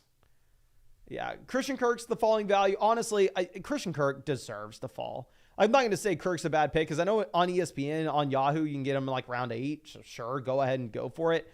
Just in the middle of round 4, all offseason on Underdog, he's just been a horrible pick. Definitely should be going later. But Koba says 12-team standard, 2 keepers. One difference is quarterbacks are getting 1 point per 10 passing yards. Keeping Amon-Ra St. Brown round 1. Second keeper, Hurts, Pacheco, or Achane round 3. James Cook round 5. So obviously quarterbacks are worth significantly, and I mean significantly more, in a league where they get 1 point per 10 passing yards versus 1 point per 25. Their production should be raised like 80% from week-to-week perspective. Now, with that being said, the quarterbacks that are going to get the biggest bump will be the quarterbacks that can potentially lead the NFL in passing. What makes Lamar Jackson, what makes Jalen Hurts so damn valuable in a regular fantasy draft, where you only get 1 point per 25 passing yards and you only get 4 points per passing touchdown, is their rushing production puts them at a significant advantage over those guys like Kirk Cousins, Patrick Mahomes, the guys that aren't going to run the ball a ton, but will have a ton of passing volume. If you're in a league where you're getting 1 point per 10 passing yards, the rushing upside of like Jalen Hurts doesn't matter nearly as much. So I would probably say, my friend, that obviously we want to be pushing up quarterback. If you could keep Jalen Hurts and then in that format trade Jalen Hurts for Mahomes, I would love to do that. But Joel always happy to see us as full BBR 10-team league, 7th pick. We can start up to 6 wide receivers, only have to start 1 running back. This is a 0 RB approach. How many wide receivers through the first 6 to 8 rounds? Should we punt, tight ends, and running back? If not, what are your elite round targets? Appreciate it, bub. Appreciate you, my guy. I mean, obviously, kind of want to be going best player available. I don't want to just try to map out things one for one when I don't know how your draft's going to go. If you have to start at tight ends, don't necessarily go out there and punt it.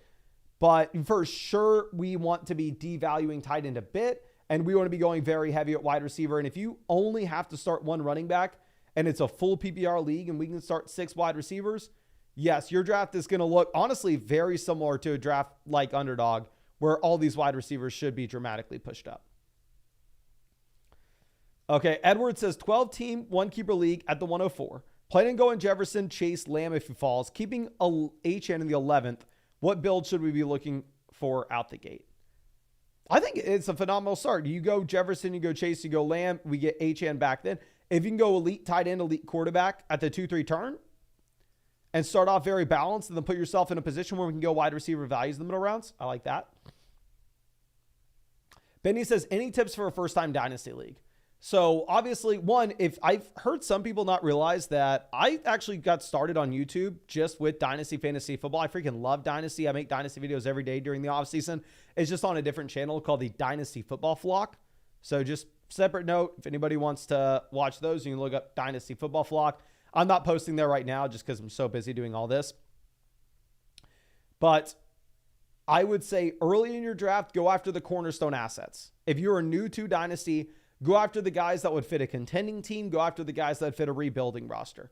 Obviously, players like Christian McCaffrey in Dynasty, they will be assets that are going to be on the decline in value, but give you elite production, and you really only want them on a contending team. So if you go with someone like Christian McCaffrey early, you're going to put yourself in a position where you're really pitch and hold, and you have to make the rest of your draft a contending roster. Whereas if instead you go with these cornerstone assets, these guys like Puka Nacua, Garrett Wilson, these players that instead you can compete with in the short and long term, there you have a lot more flexibility just in case you mess something up later on. But let's move this around. We will go ahead and we will take Christian Watson And this is a 0 RB build. Now, I will say, Hollywood Brown, with where we take him, is not a good pick. I've been screaming all offseason, avoid Hollywood, avoid Hollywood, avoid Hollywood. Now you're getting the injury discount. Not only are you getting the injury discount, but at the same time,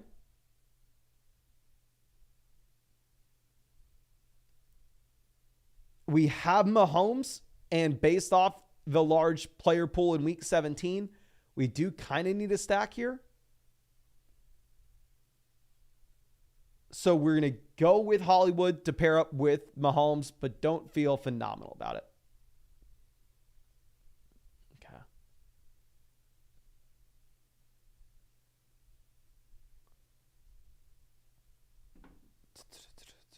Moses, how can I join a league like this? Link in the description, comment section, live chat, my guy. Use code FLOCK. I'm sure you've heard me say the spiel the entire time. And yeah, we're going to do the flock tournaments every Monday and Thursday, but there are underdog tournaments that we do every single night regardless. This is the first year we've actually done the flock tournaments on Underdog, even though we've been drafting on Underdog pretty much every single day for, I think, 4 years now. 2021, 2, 3, 4. Yeah, this is our 4th year pretty much drafting on Underdog every day.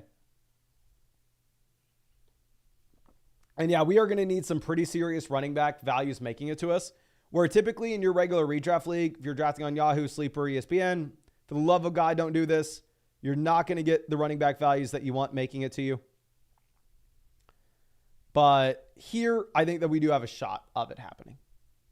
Specifically because I've done drafts on Underdog for years. I kind of get the idea that these running backs will fall.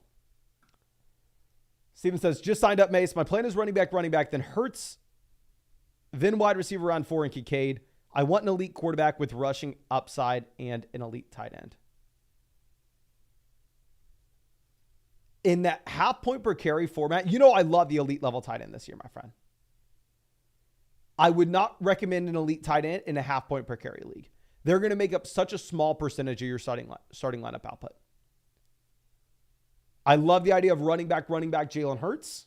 But I would not recommend an elite tight end in a half point per carry league, especially when you have that many flex spots.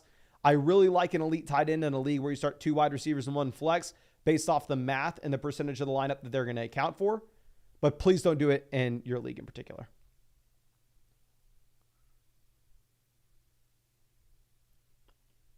But Curtis Samuel off the board at 89. So obviously at this point, what we are wanting to see is we want to see wide receivers get drafted. We want to have some running backs make it to us here at the 8-9 turn that we're going to feel comfortable about.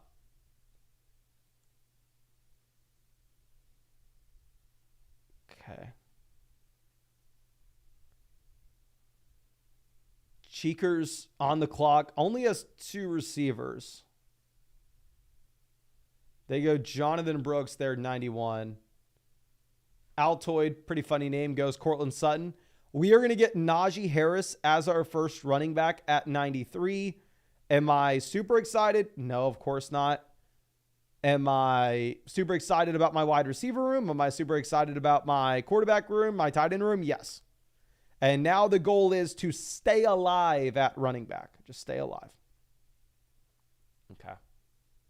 Now, Gregory says, flock tournament, starting out at pick 12, we went Puka Taylor, Diggs Laporta, Stroud to pair up with Diggs, Rashad, Hopkins, Najee, Lockett, Javonte, Dotson, Chubb, Geno. Geno to pair up with Lockett, Chubb for the late season upside, Fant for the double stack, Quentin Johnson, Mims, Dulcich. I really like it. I think you can get, yes, I think it's a unique team too, mixing in Greg Dulcich, Marvin Mims double stacked with Knicks to the end. I really like that. Okay. Frank says we need more news on Najee. Did something happen with Najee Harris? Is that why he fell in this draft? Oh, did I miss something here? I'm an idiot. There's for sure a chance that I missed something.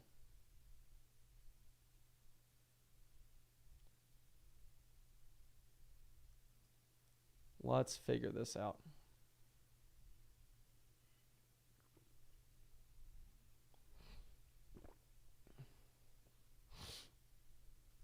Chris says Najee hit by a bus at practice. Yeah, there's no way. That's if I missed that, then I would have some serious problems.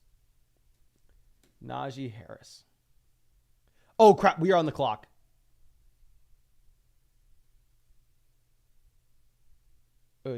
Actually, we should have got, we have Christian Watson. We actually should have gone Jordan Love. Oh, that's my B. That is my B. My bad about reading the Najee Harris got hit by a bus.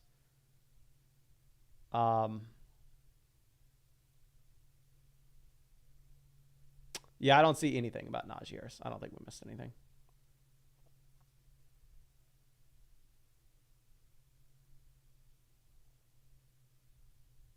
Okay.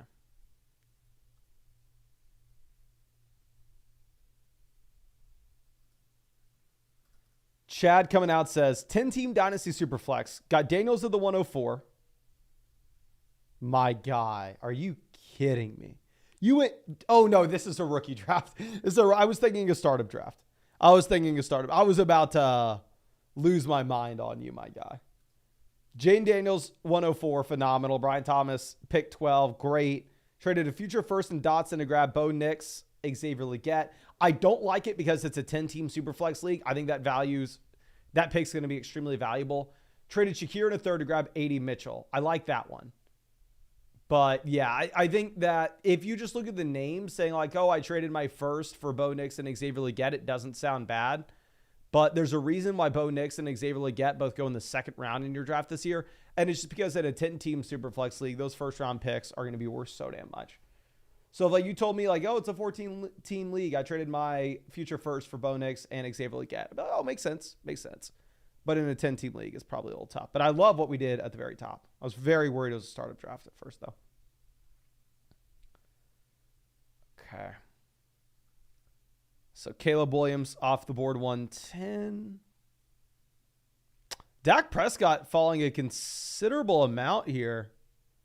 Actually, I want to see what is the reason for this. Where was the Jake Ferguson team? The Jake Ferguson team decided to take Chase Brown instead of Dak Prescott. The team that took CeeDee Lamb decided to take Shakir instead of Dak Prescott. Super interesting.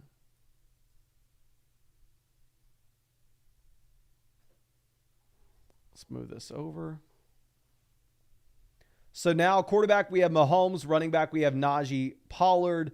Wide receiver, we have Chase, Olave, Ayuk, Hollywood, Christian Watson. And tight end, we have Mark Andrews.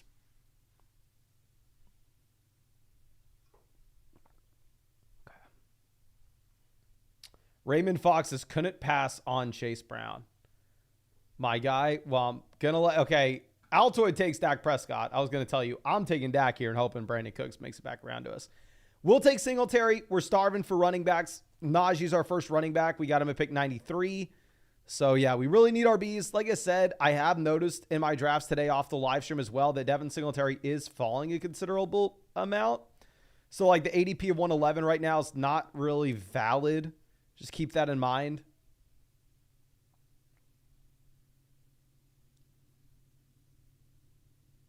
Okay.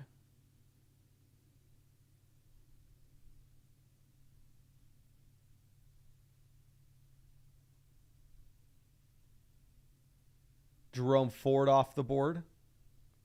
Trevor Lawrence goes.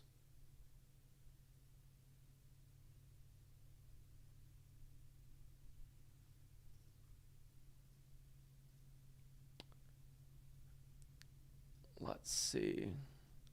I think we're still maybe just playing catch up at running back here. Taking these guys that may have a role, may not have a role. We'll see. Gus Edwards goes. Edwards was my pick. Brandon Cooks has been falling in drafts as of late as well. I'm going to be a nice guy. I'm going to give Altoid Brandon Cooks. And I will go ahead. I will take Trey Benson. We have some of these old, dusty running backs that don't look that good, that hopefully just project to see volume at the beginning of the season. But I don't know.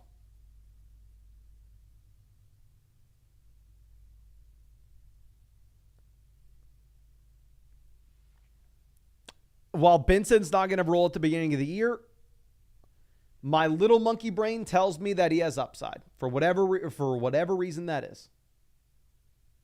For whatever reason. Okay.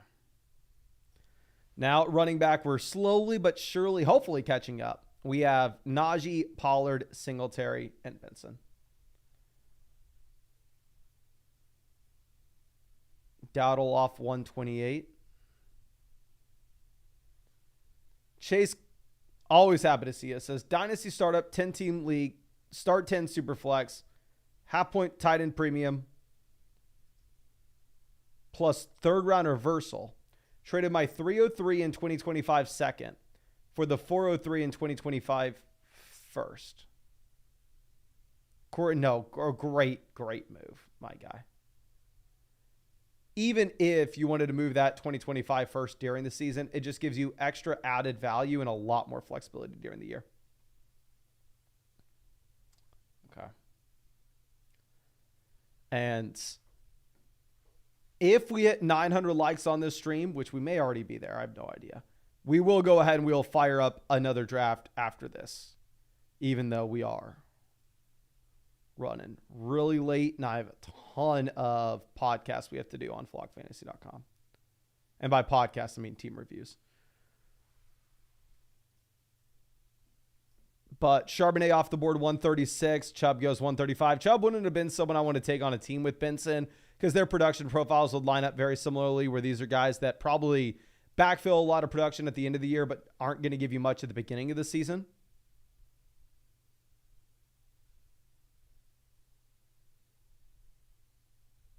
Okay. Herbert goes 135. Eckler off 138. All right, what are we going to do here? I think we can pivot back over to wide receiver. Looking at quarterbacks that would be in play for us in the coming rounds. Obviously, Burrow already off. Purdy already off. We should have taken Jordan Love back where we took Tony Pollard. That's my fault for being stupid. We can't take Lamar, obviously, with Andrews. But we do have the Mahomes Hollywood stack, so it's not the end of the world if we don't grab another one. I'm going to go with A.D. Mitchell. I'm not the biggest A.D. Mitchell fan, but getting him 13 picks past his ADP with the Josh Downs injury doesn't feel too bad. So we'll go ahead and we'll grab him. V. Zepti says, somebody in the flock draft just took Laporta, McBride, and George Kittle. Oof. That is tough, my friend. Very, very tough. Okay. Algier off the board, 142. Sticky Ricky goes 143. I still kind of hope Ayuk gets dealt. I percentage-wise, I don't have a ton of Sticky Ricky, but dollars-wise, I do. Like, I took him in some high-stakes drafts on Underdog.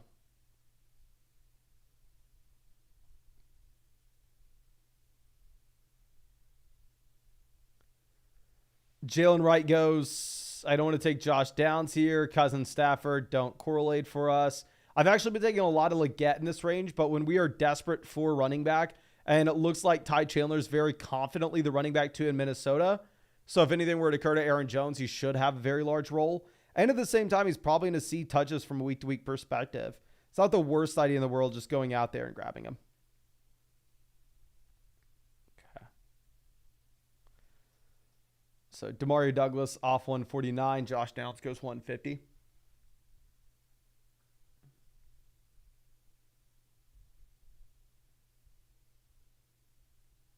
Let's move this down. We definitely are still taking one more running back in this draft.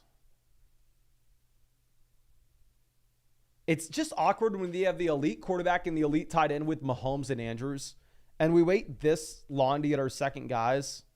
I'd probably go 3 QBs and 2 tight ends, but we'll see. We'll see.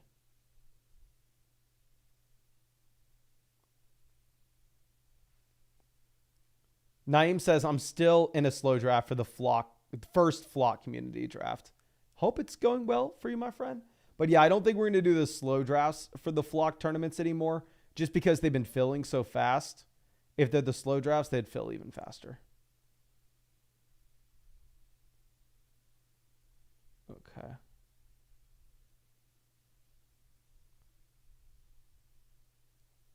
Marshawn Lloyd off the board.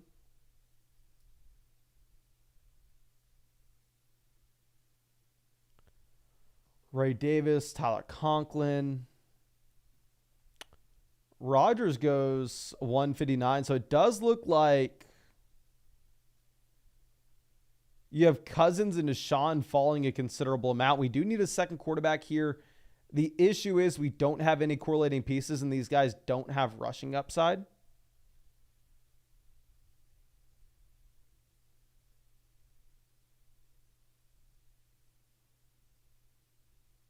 They both go. I was going to take an unstacked Cousins and then maybe look at Ray McLeod in the last round.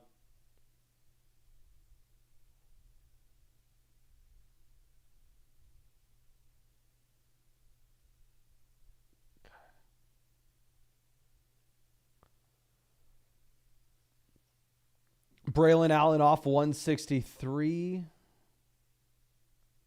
I have our plan. I have our plan. Don't y'all stress for a second. We are going to take Noah Fant here at 165 as our second tight ends. I think having Noah Fant, Mark Andrews together, possibly a pair that we are only going to have to draft 2 tight ends, or at least we have that option. If we were going to take another, maybe we wait till round 18.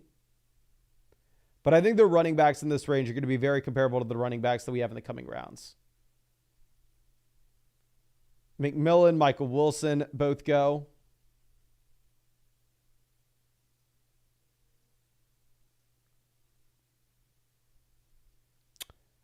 Cade Ottonoff.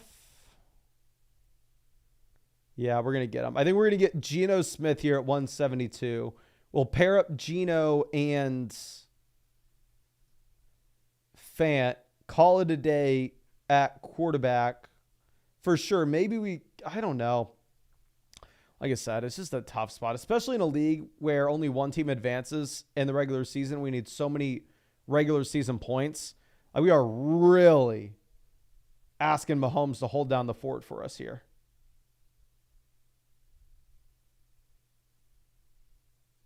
But real quick, if you have not done so already, if we hit 900 likes in the stream, we are firing up another draft after this one. So please go down there, hit that like button if y'all want another draft. Andrew says 12 teams, CMC, Hill, Chase, keeping Puka in the 15th. I will go ahead and I will take Tyreek Hill. Tyreek Hill is obviously very scary. I tweeted this out as well because you have to deal with a 28-year-old running back coming off of 400 touches that's currently dealing with the calf strain. You have to take on that risk. But at the same time, Christian McCaffrey scored over 100 more points than the running back 2 last year. And the Niners do project out to be the highest scoring offense in the NFL. So it is a very tough spot to bet against CMC and take anybody else at pick 1 in drafts. Okay. Dylan says we hit 900 likes. I trust you, my guy. If we hit 900 likes, we're just going to go ahead and we're going to hop into another draft real quick. I will let y'all know who we end up taking in that one. But like I said, I think the main thing I want to be doing right now is trying to feel out as many Jahmyr Gibbs, Dave Montgomery picks as possible. So here we are in Best Ball Mania, ladies and gentlemen. This will be an interesting tournament because there have been teams drafted in Best Ball Mania all offseason. Just in case you don't know, which I'm sure you do, this is the largest tournament in fantasy football. This is a $25 buy-in, $15 million prize pool. First place gets $1.5 million. It's a flatter payout structure than it was in years past. Like 2 years ago, I actually got 16th place in Best Ball Mania. Back then, I only got $10,000 with that entry. However, if I were to get 16th place this year, I would actually be getting $100,000, which would be really nice. But we'll see. We'll see. Let's move this around.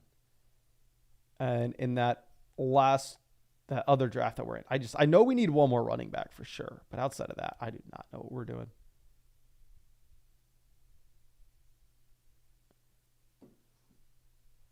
Okay. Yes, I do not control my pick number. Trust me, if I did control my pick number, I would have only picks inside the top 6 here. But Waffle Taco in this draft with us at pick 11. Happy to draft with you, my guy. Okay, CeeDee Lamb off the board. We're going to go ahead. We will get Tyreek Hill at pick 3. Tyreek back-to-back seasons, averaging over 100 receiving yards per game. In the other draft, we're going to take Khalil Herbert as our running back 6.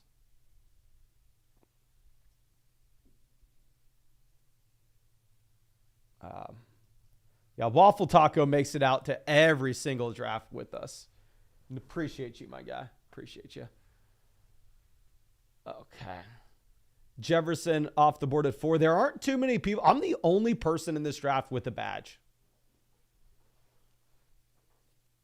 Just in case you don't know, if you have a black and white badge on Underdog, that means you've done 500 drafts. If you have a red and white badge on Underdog, that means you've done 1,000 drafts. So we are what? We're the only person done 1,000, even at least 500 drafts on Underdog right now. But Waffle Taco says Taco Lobby. I mean, I cannot tell you the last time I was in a draft with 0 badges. John says, I have Josh Allen. Should I draft Rodgers for week 17? I also have... No, don't do that. As we're like week 17 correlation, people kind of mess up bringbacks. Think about it. The thing with the bringback in week 17 is like, oh, I have Josh Allen. I want the Bills to have a massive spike week. It's completely irrelevant how many points Aaron Rodgers is going to score for you, because Josh Allen will be in your lineup. You know, it's like, oh, if Josh Allen scores a lot of points, I want Aaron Rodgers to score a lot of points. It doesn't matter if Aaron Rodgers is on your team. He's going to be on your bench, you know. So, yeah. If it's super flex, then sure, go for it. But Aaron says 10 team, 2 quarterback, 3 wide receiver, tight end premium, single flex. Is it worth to trade Allen in the 80 for 27, 47, 67? No, don't do that, my friend. You'd rather have Allen. You're not getting enough. A Big CEO says, I thought badges mean you've won money also. I think you can get a badge by winning a tournament. I think the year that I won the 2 tournaments on Underdog, I had already had my badges, so I don't think it really impacted me. But I'm trying to think. I would tell you right now, the vast majority of people who have badges have them from doing the 500 drafts, the 1,000. And I'm guessing, but there aren't too many people who have won tournaments. And I think I don't want to say I'm the only one, but I know I'm the only person to have ever won an Underdog tournament on a live stream. Like drafting the team on a stream. I think I may be the only person to won 2 large field season-long Underdog tournaments. Unless I'm wrong. I'm probably wrong. I'm sure somebody else has won 2 Underdog tournaments. Definitely people have won the weekly ones, of course. Okay. So Gibbs goes down to pick 16 here.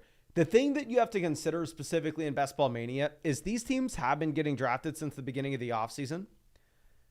So if you are looking at drafting Jahmyr Gibbs here, there are so many other teams that drafted Jahmyr Gibbs in round 1. So you could get like a unique start by going like A.J. Brown, Jahmyr Gibbs, where there aren't going to be many teams at all in the tournament that have that combo.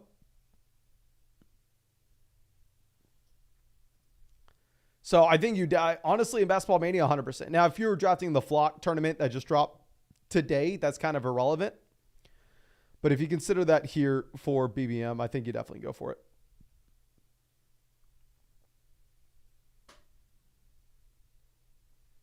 Okay, Devontae Adams off the board.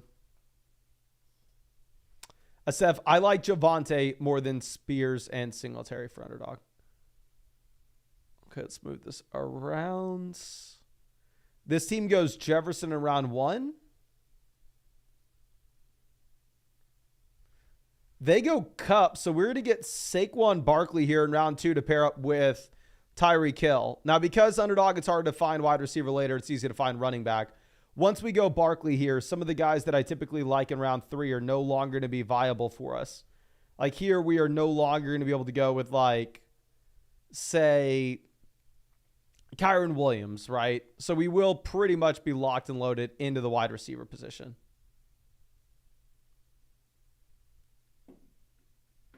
Okay, Ayuk goes 25, Evans 24.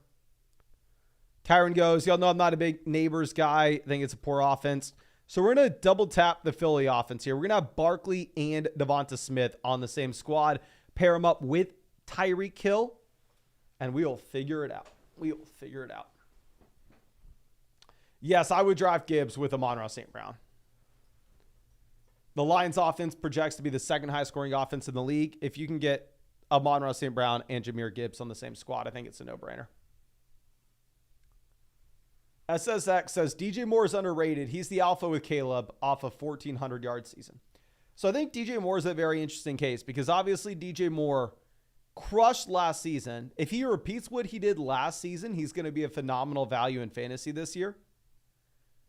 And at the same time, we can say that DJ Moore gets a significantly better quarterback this year in comparison to what he had a year ago.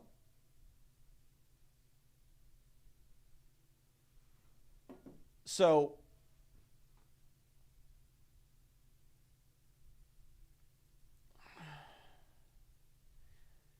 DJ Moore's priced the decline despite the quarterback upgrade, but you have Keenan Allen coming in. You have Rome Odunze coming in. So the efficiency from a per target perspective should go up, but the target share in the offense should go down. Dave says, would you go White and Kamara over Achane or Mixon PPR? All 4 have been falling to me, so you could pick any 2 of the 4. Achane, I would rank these guys Achane, White, Mixon, Kamara.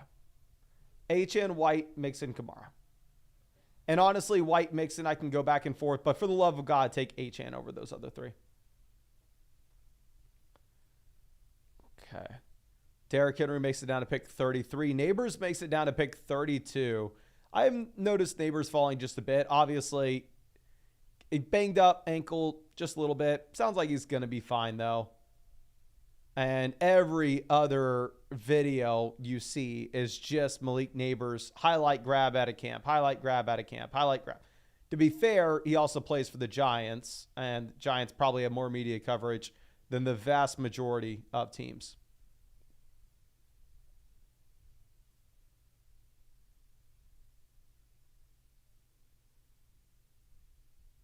Okay. Higgins off the board.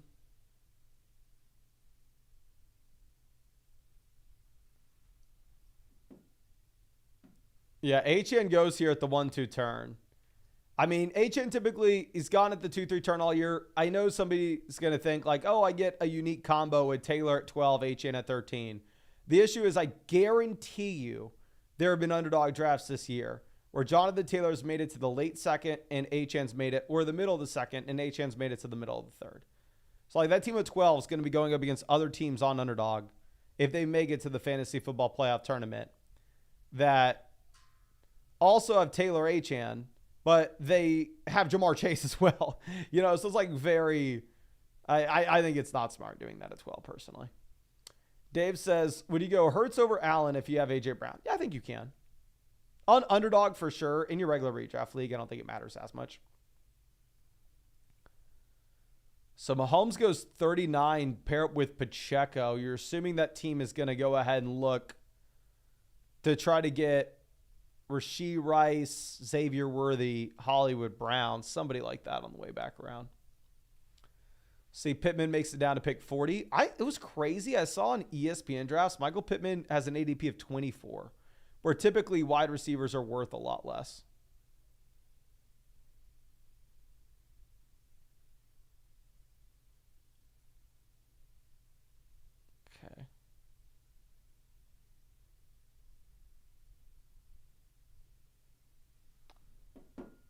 Steven says, can I message you, Mace, on Flock Fantasy with questions? Yes, if you click the expert advice little button in the top right corner, you can send me like a trade question or stuff like that. We're building out a bunch of that stuff. Should improve dramatically over the next month. So we'll be showing it off in the live stream. Once we have the redesign done, which will be done in a couple weeks, y'all will be seeing a ton of Flock Fantasy. Flockfantasy.com, that is. Mr. Philly Wub says, is the Gibbs injury an overreaction? I don't think, not for where he's going. He's gone from late first to early second. I don't think that's an overreaction at all. Odeer says, been a while, but I'm back. Ready for the hell yes. Happy to see you, my friend. Happy to see you. And we get Jalen Hurts here. We're going all in on Philly. We have Barkley, Devonta Smith, Jalen Hurts, hoping that Philly can get back to where they were 2 years ago. And we'll see. Obviously, by no means a guarantee, but maybe change with the offensive coordinator all of a sudden makes this a situation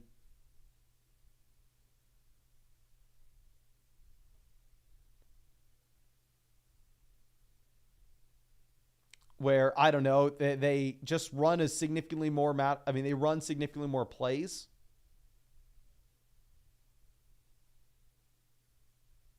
That would be nice. Okay. Now, Andrew's off 49.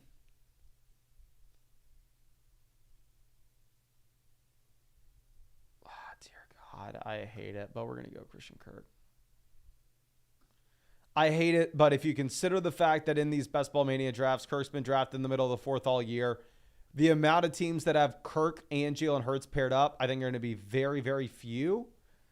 And the amount of teams that have this start through the first 5 rounds, I'd be surprised if we were duplicated, to be honest.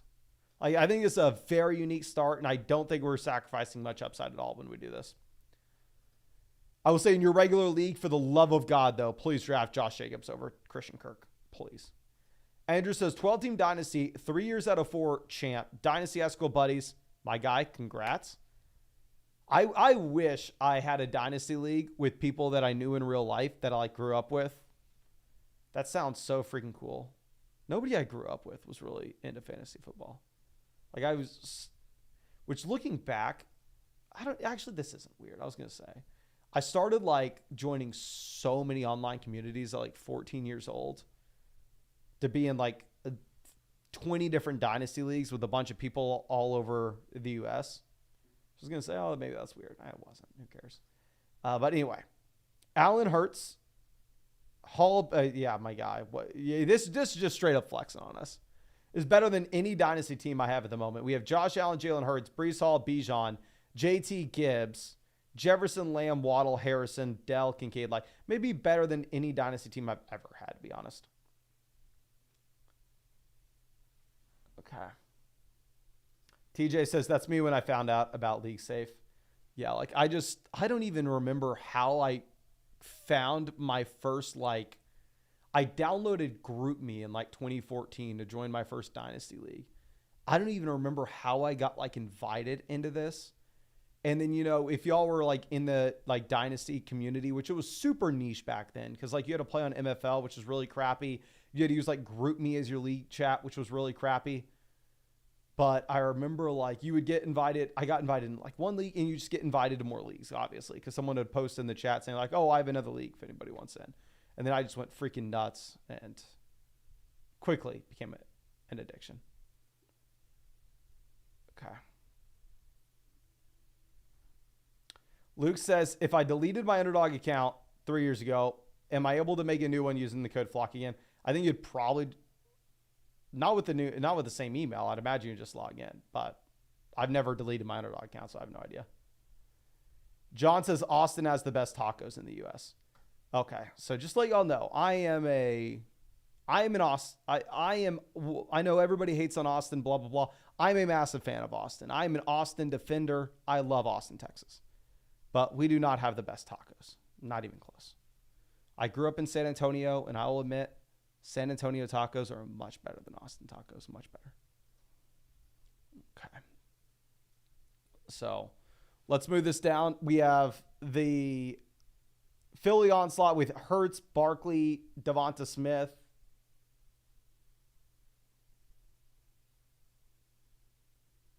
And pick 70, we're about to figure it out. William says LA tacos greater than, and I hate LA. My God, I've never been to LA. I'd imagine the tacos are really good, but I don't know.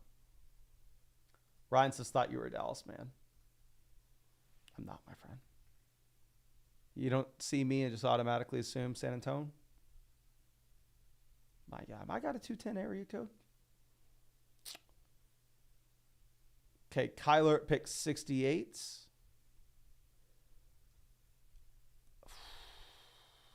Here's my plan. Actually, why am I saying my plan? Our team's picking between us. I'm an idiot. Let's see what the Bear Jew does.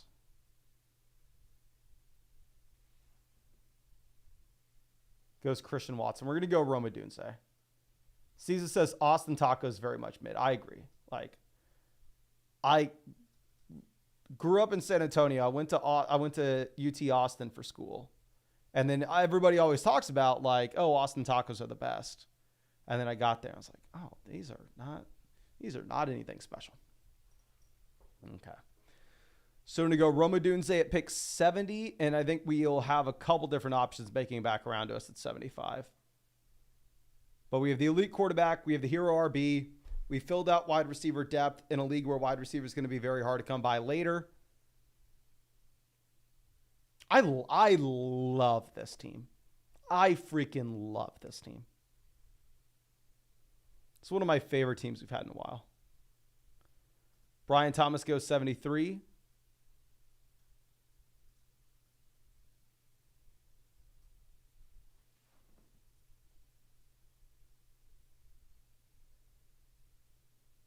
Let's see. What is Riz doing here?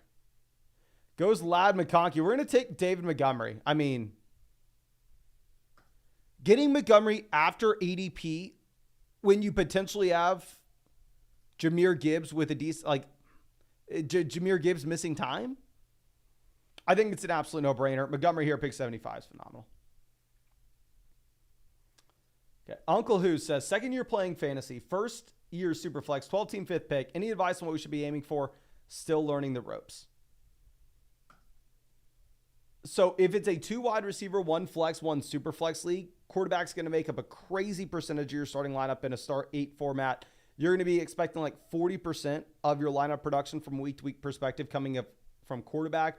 So if you could go quarterback early on and grab 2 elite level guys, I would love to do that. I would love to, my friend. But it's very difficult to give generalized super flex advice in redraft leagues. Because in Dynasty, I only play Superflex. And Dynasty, the trade market's very set in Superflex leagues. People have a general idea of what quarterbacks are worth. What I found in redraft Superflex leagues, quarterback value is wildly different from league to league. Wildly different. Okay. Mr. Filthy Wub says 12-team PPR redraft, double flex, 6 bench, 4-point passing touchdown. We have Lamar, Hall, Brian Robinson, Puka. How do we get Hall and Puka on the same team? Nico and Round. This is a great team. This is a great example of being able to go and get the elite running back early, the top end quarterback and tight end, and still getting the wide receiver values later with Higgins, Godwin for the flex. We have Dowdle, Ford, Charbonnet, Palmer, Wicks, Addison. I freaking love that team, my guy. That is a great example of you in your redraft league being able to find wide receiver values in the middle rounds.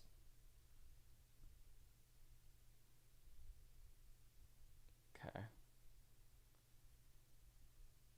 John says we have the best barbecue, Mexican food, and tacos. I will say I've been to, and I'm very fair. I just got done saying that Austin doesn't have good tacos and San Antonio have better tacos. Like I'm definitely an Austin defender. I'm always going to give Austin the benefit, just to be honest with you. But to be honest, at the same time, Austin does have the best food of anywhere I've ever been. Anywhere I've ever been, Austin has the best food. I haven't been in many places. I haven't been in New York. I haven't been in California.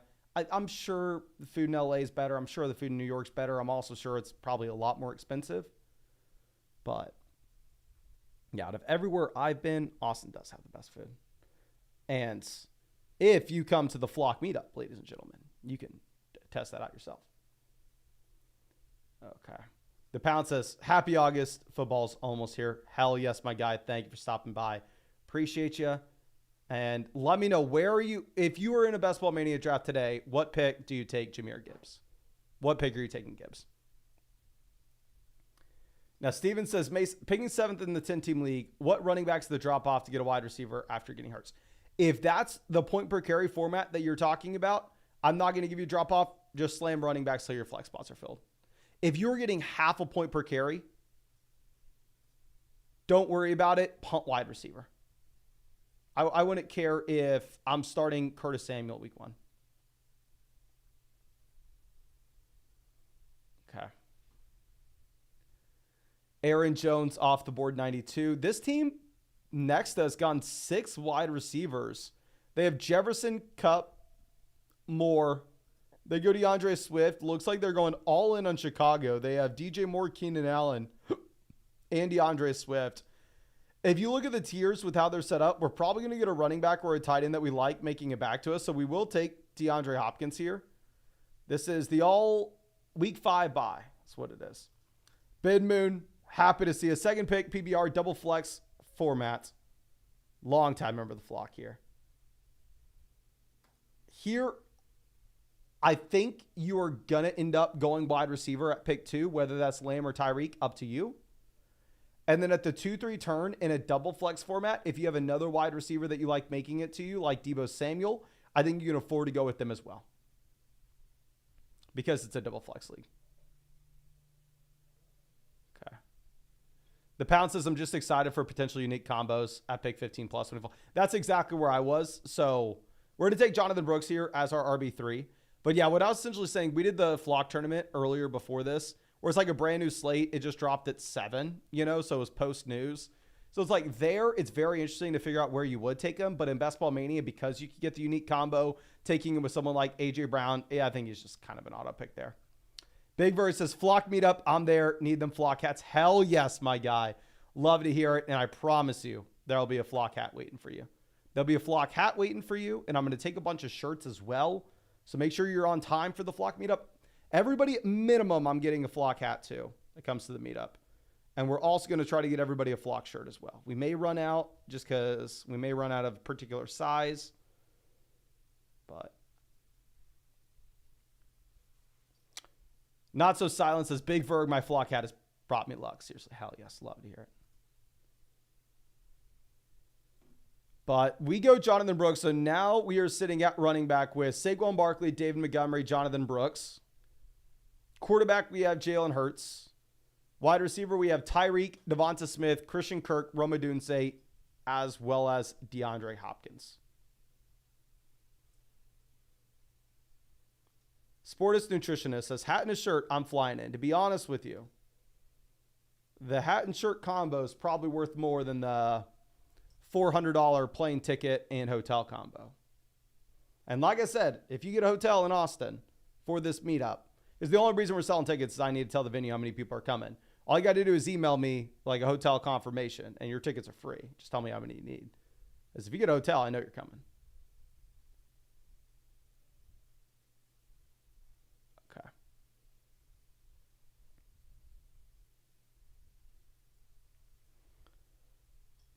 Steve says, how are the bagels in Austin? Very good. For somebody who has never been to New York, pretty good. There's a bagel shop called Nervous Charlie's. Immaculate. Yes, 1,200 likes and we'll fire up another draft, ladies and gentlemen. We will. Okay. Now, Bowers makes it down to 107. Interesting to see Bowers fall that far after just hearing everybody hype up Bowers based off the preseason game, where the man just got used all over the football field, where it looks like, yeah, this is somebody that people are really excited about. My thing with Bowers still is he's for sure not the top option on the team, and it's I don't say for sure a bad offense, but it's probably a bad offense. Okay. The Pound says, getting Montgomery after ADP right now should be a crime. That's 100% where I was at, my guy. It is like, I almost took Montgomery over Rome, but the drafts that I was in, literally, this is our 4th draft on the stream. The 3 previous drafts that we were in as well, Montgomery only went pick 7. Nobody took Montgomery in round 6. So I was like, oh, we probably can get Montgomery on the way back around. Big Verse says, what color hats do you have? I need 2. They're black, my friend. Black hats. Okay. Now, Brock Purdy off the board at 114. I love this team. I really do. I'm not going to say anything here. We're going to keep our mouth shut. But there's an interesting dynamic that's about to occur here at the turn. This team takes Caleb, so they had the full-blown... We'll give the team behind us Lawrence. The question is like, do we want Trevor Lawrence here to pair up with Christian Kirk? The funny cool guy, which is a funny username, has ETN and Brian Thomas. So you assume, and they also have Jordan Love, so maybe they don't. But we definitely take the risk when we pass on Lawrence there at pick 118 that Lawrence does go at 120 or 121. But I think Spears at this cost is fine. We have Hopkins. What's funny is right now we are sitting with a total of 6 players with a week 5 bye. So at some point, we probably got to chill it with the week 5 bye if we want to advance. Yeah, that team at pick 120 does indeed go with Lawrence. And when we already have 3 Eagles, I probably don't want to take Dallas Goedert. That's something I think we've learned from some mistakes that we've made in the past. Is you're not really getting much added on to go through and take like the 4th guy from a singular offense. If anything, it hurts you in the final week if you are chasing upside. So I think instead we are going to go ahead. We will take Tua here to pair with Tyreek, and we'll essentially lock ourselves into the 2 quarterback builds with Jalen Hurts and Tua. Bringing them into this locker room is probably perfect because they already have the chemistry from Alabama, right? So, I mean, getting Tua here is just an absolute no-brainer for the squad. Okay. So let's move this over. Connor says, hey, Mason, a standard 10-team league with my buddies who are all knowledgeable. What's the best strategy? Need to win this year. If it's a 10-team league, we're going to start 2 wide receivers and 1 flex. I would love to just hunt wide receiver values in the middle rounds. And in the early rounds, grab yourself a top running back, an elite quarterback, and an elite tight end. Odier says, drafting ESPN 10-team league soon. Running back value after round 1 and 2 is bad at 9. Plan to draft Saquon, JT, Gibbs round 1 and 2 and wide receiver after. So I take an elite wide receiver at the 1-2 turn. If you wanted to go ahead and if you wanted to take A.J. Brown there at pick 9 and a running back at the beginning of the 2nd, I think you could do that, especially with the Gibbs injury. Kevin Effect says, salute Mason. I heard YouTube memberships get a new flock hat for being subbed for a year. My guy, you've been with me forever. Shoot me an email. Shoot me an email. Or a message on Discord. If you send me a message on Discord, if you're in it, I'll for sure see it.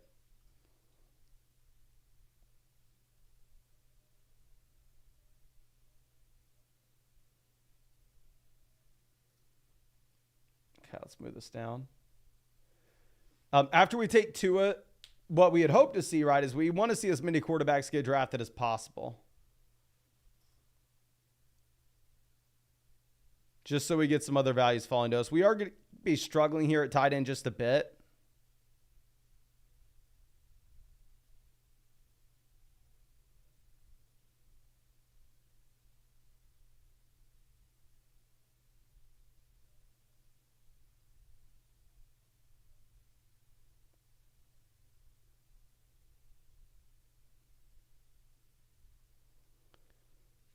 Okay, Charbonnet goes 132.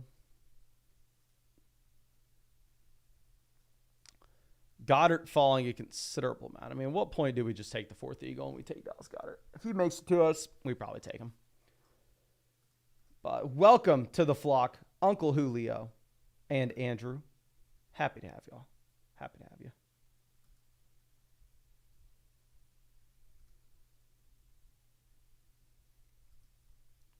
good. Yes, if we hit 1,200 likes, we'll fire up another draft after this. This is our 4th. It is pretty late. I don't know if y'all have noticed. I am turning into an old man here. I am not the same young buck that I was a few years ago. Not the same guy that I was able to do the 24-hour live stream. And to be honest, y'all know last year we streamed for like 250 days in a row. I don't know if I'll ever be able to do it again.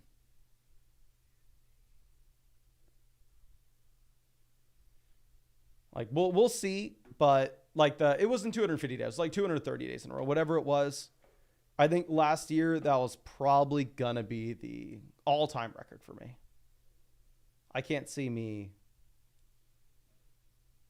Luke says, gone are the days of the 1 a.m. streams. They'll be back during the season. I don't know how I'll do it, but I'll find a way. I'll find a way. But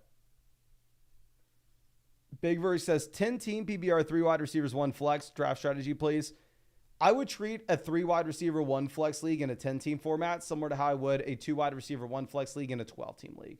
You can definitely still, honestly, because it's 3 wide receivers, 1 flex in a 10-team format, you're not just going to exploit it by pushing wide receivers down to the middle rounds. You can go with the wide receiver early. I think that's kind of a format where you just go ahead and go best player available. And if you miss out on like the top 3 to 4 quarterbacks, you probably just take 2 super late and stream. Okay, I think we're going to go ahead and take Dalton Schultz. If you look at the tight ends in this range, Cole Kmet is falling a considerable amount based off preseason usage. And at the same time, we're getting bad news regarding TJ Hawkinson's availability at the beginning of the season, which I'm okay taking Hawkinson, especially in Best Ball Mania, where we're trying to chase upside for weeks 15, 16, 17. But the potential issue that we would have with that is we also have Jonathan Brooks and we also have DeAndre Hopkins. So I don't know how many injured guys we want to take on the same team. And obviously repeat what we just said there with Josh Downs. Now, we do have Rome Odunze, so we could take Cole Kmet and make one solid statement that, oh, what if the preseason usage is overblown? What if DJ Moore goes down to an injury? What if Rome Odunze doesn't work out? What if Keenan Allen's lost? What if one of those things happen and all of a sudden Rome Odunze and Cole Kmet go and crush together? So we will take Kmet here at 147. Like I said, the usage between him and Gerald Everett was definitely very concerning week 1. It will be something we need to continue to monitor. But we'll go ahead and we'll take him for now. Okay. But right now, gosh, I can't talk. I'm sorry. As I said, I'm getting old. It's getting late. But we are sitting with Tyreek, Devonta Smith, Christian Kirk, Rome Odunze, DeAndre Hopkins at wide receiver. Quarterback, we have Jalen Hurts. Tua. Hurts is paired up with Smith and Barkley. Tua is paired up with Tyreek.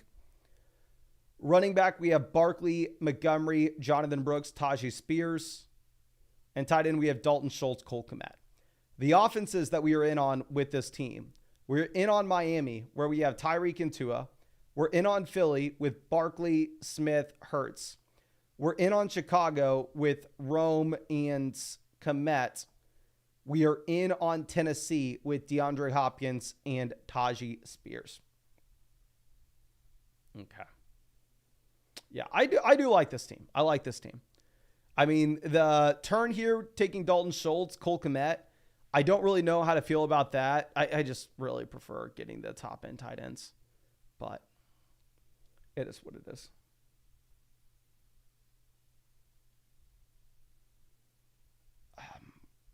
Josh Downs makes it down to pick 152. J.K. Dobbins falling. A big reason why I didn't consider Dobbins at 147. And I know, I don't want to say this is dumb. Once you go this far into a week 5 bye, and we do want to advance, it is tough. But we have 1, 2, 3, 4, 5, 6 guys on the week 5 bye. I don't want half our roster not playing week 5, which obviously in your regular redraft league you don't care about. But here on Underdog, where there's no waiver wire, it is a little more in play.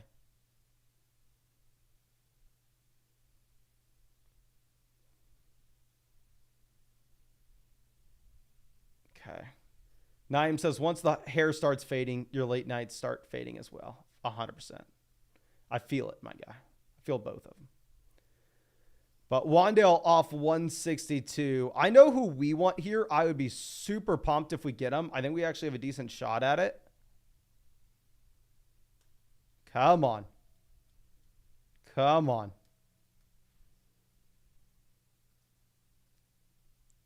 Let's see if it happens. This is one of my favorite teams that I've drafted. He's still there. Come on. Bring him down to us. 166. We're waiting for you. We got a nice place for you on this team. Getting your locker all ready.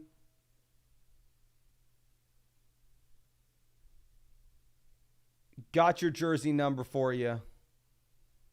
Come on down. Chuba Hubbard, help us advance. Cover the Jonathan Brooks missing weeks at the beginning of the season. Pick 166. We go 99 and 166 to lock up every single running back touch in Carolina. Not a great offense, but at this kind of price point, I'm okay with it. And now we are done drafting quarterbacks and running backs. We are exclusively wide receiver and tight end through the rest of this. But Khalil Herbert off 169.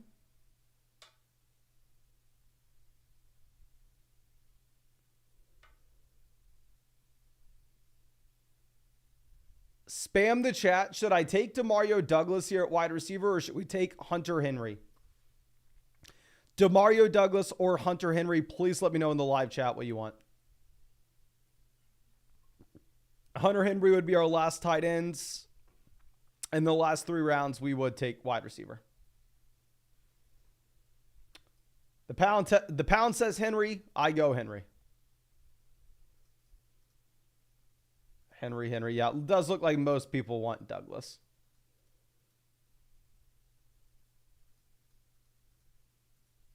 So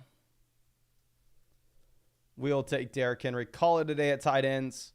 And this will be a 2-5-8-3 build. But real quick, Sean says, hey, Mason, drafted on Saturday this last weekend. I have Bijan, Olave, James Cook, Lamar, Ayuk, McBride, Deontay as my starters. How should I be feeling? Feel pretty good, to be honest. Thank you as always, my man. No, thank you. So Bijan, James Cook. I'm a little bit worried about the usage that we've seen with Ray Davis regarding James Cook. But to have him next to Bijan's fine. We have the elite quarterback, the elite tight ends. I don't love Deontay Johnson as the flex. I really like the players at the top end of the lineup.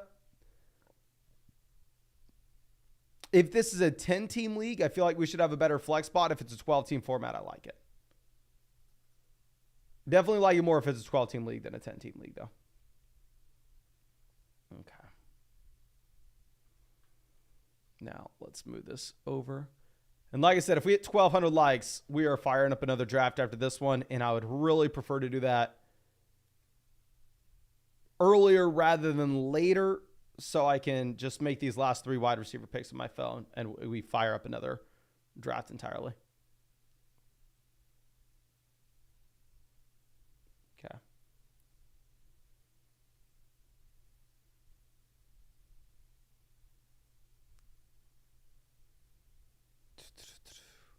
Malachi Corley off 182.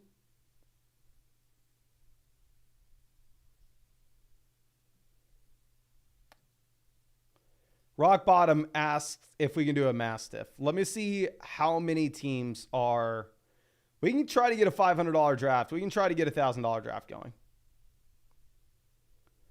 I'm going to enter in a big dog right now and see how many spots are open.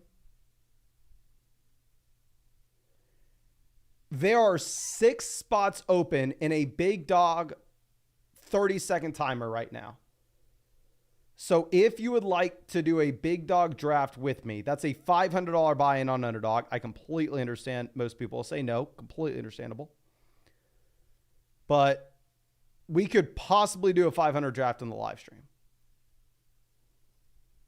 Now, for the love of God, if you don't have $500 to blow on Underdog, do not hop in the draft just to please us. I completely understand. But if you have $500 you want to blow, you're more than welcome to hop in a draft with us. And the $1,000 draft, there's no way it fills. So we're going to leave that immediately.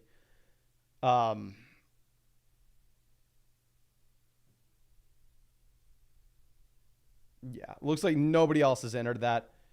I know y'all really want me to take Quentin Johnston. I never take him.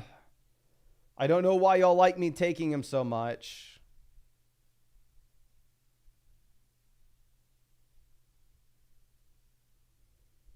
So we'll go ahead. We'll take him here. We'll take him here. Okay.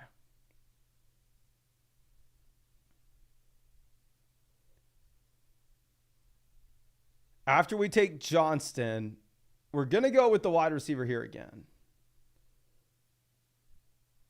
I think I know who we're going to go with, especially when it's not like we've overloaded ourselves with rookies.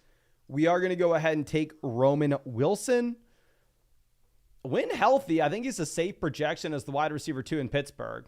I really wasn't drafting him much at the previous ADP, but now that we're going to get the injury discount, I am fine going ahead. Pull the trigger. The good fellow says, I die a little inside every time you take Quentin Johnston. It's going to be very embarrassing as I have so much content out there, just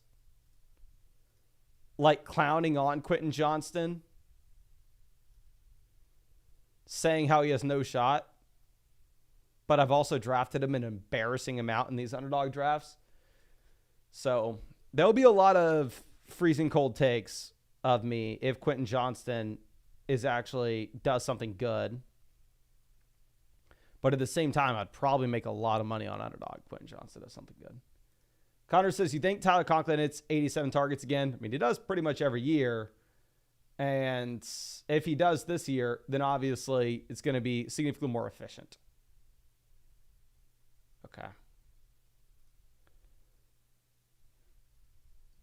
But Miller off the board at 199. Let me see. Have we hit 1.2? Okay, we hit 1.2 thousand likes on the stream. So we are going to go ahead. We are going to fire up another draft. We are going to get in another Best Ball Mania draft. Largest fantasy football tournament on the planet. Let's go ahead and let's get in this bad boy. 10 spots open if you want to draft with us. Okay. JB says, if Johnson's the guy you need in week 17, would be nuts. Oh, my gosh. I would be Scrooge McDuck in my pool of money, my friend. We're at pick 3. The dog pound in with us, my guy. Love to see it. Love to see it. Okay.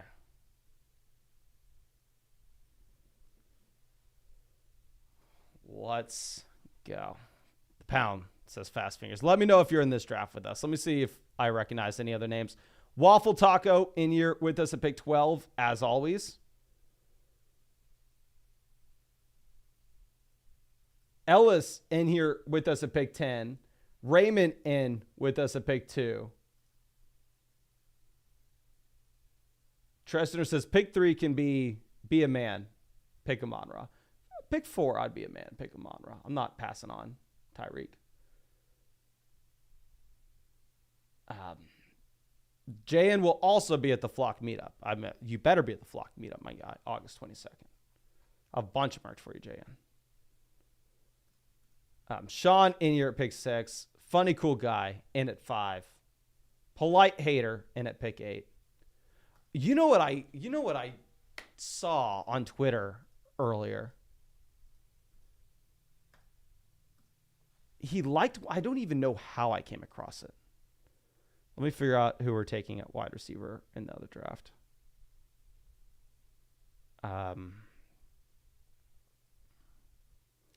But y'all remember Flock's Kryptonite that joins all these drafts with us? He specifically made a Twitter account called Flock's Kryptonite. But to be fair, in his bio, he changed it. Never mind. In his bio, it did say use code FLOCK on Underdog, which was really nice. But now it said, visiting from Zeta Reticuli, trying to recover my lost spaceship so I can return home. Till then, I'll be drafting Best Ball Mania teams on Underdog Fantasy. But it was funny. Okay. Xavier says, hey, Underdog is fantasy football. Is it a full season? Yes, they're best ball drafts. So essentially what it is you draft your one team, right? Like we're going to draft this team for this tournament. We don't make any waiver wire moves. Your 18-round team is locked in. That's how I'm able to draft hundreds of these teams throughout the offseason. There's no time commitment during the year. You don't do anything with it. You can only just watch the scores. But no waiver wire moves. And at the end of every single week, your best potential starting lineup will automatically get submitted for you. So say hypothetically you draft DJ Chark in the last round. You never knew if he was going to be good. In week 1, he goes out and he has 100 receiving yards and a receiving touchdown. He automatically goes into your starting lineup. But yeah, so Best Ball Mania in particular, and this is how a lot of Underdog tournaments are. So it's like a $25 buy-in, $15 million prize pool, $1.5 million for first. So obviously you go, how the hell do you get first place? So you're in your 12-team league for weeks 1 through 14. Then the 2 highest scoring teams in that first regular season period will advance to the fantasy football playoff tournament. Well, you'll be in another league of like about 15 players where the top 2 teams in week 15 go ahead and they advance. And then it's the same thing week 16. And then week 17, you're in a tournament with a couple hundred people just for that 1 week. And it's like the highest scoring team that 1 week gets $1.5 million. So it is like a full season thing, my friend, but you don't take any time during the year doing it. Carlos says, is Drake London really round 2 material? The thing is, it feels disgusting to take Drake London there, but who else are you taking? Like, are you that excited? You're going, oh my gosh, Drake London's a clown of a pick.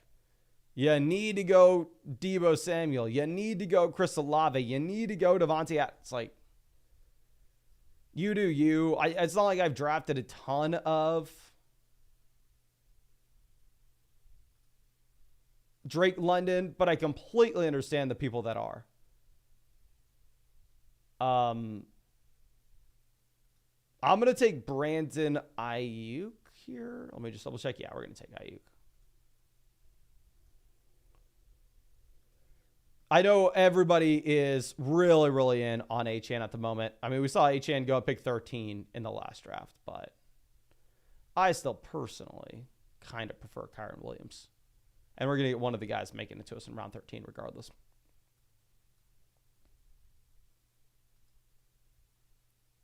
Okay.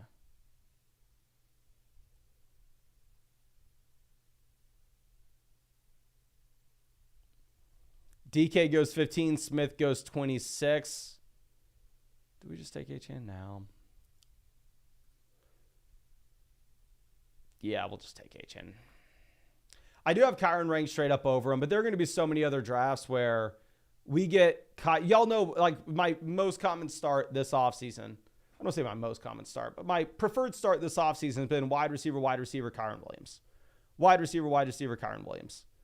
We have a lot of those builds here, mixing it up, going wide receiver, Devon Achane. Accomplishes kind of the same thing, gives us that same upside that we're looking for.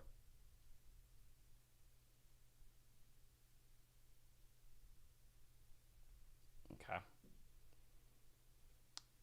Work for what you want says, joined a weekly winners a few days ago, not known as the slow draft. RIP, my friend. Well, I'm actually in a lot of slow drafts on Underdog right now. This is my first year ever doing the slow draft adventure on Underdog, but I just simply don't have the time during the year now.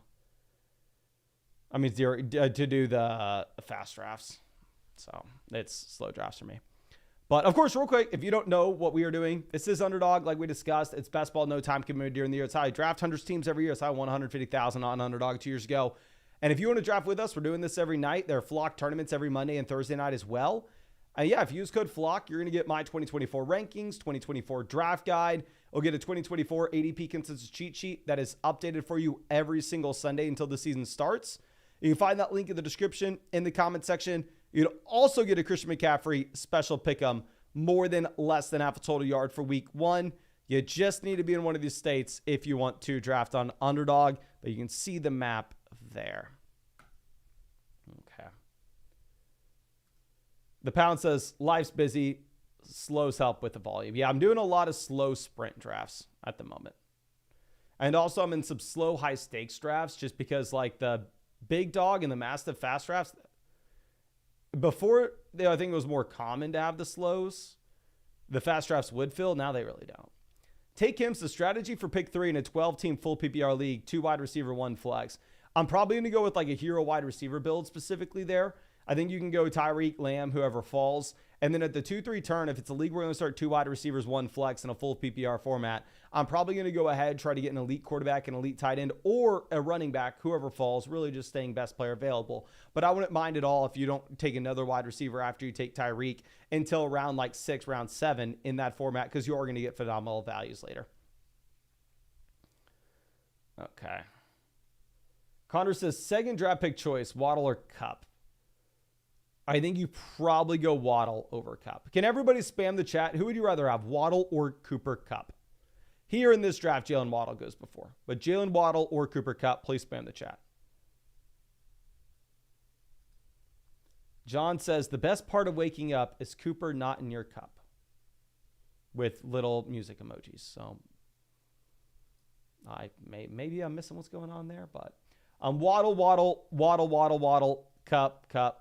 It's funny to say Waddle that much. Kupp, Waddle, Kupp.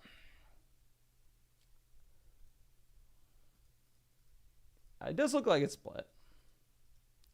Oh, crap. We are on the clock. Oh, yeah. We're going to take T. Higgins. Y'all know I'm a big Higgins guy. I'll reach on T. Higgins. I think that he's... I would have him ranked straight up over, like, Amari. Right next to Pittman. I'd have him ranked straight up over Christian Kirk. Now, y'all know preferably here at the 4-5 turn, I love going like Lamar Andrews. But it has been harder to do that as of late.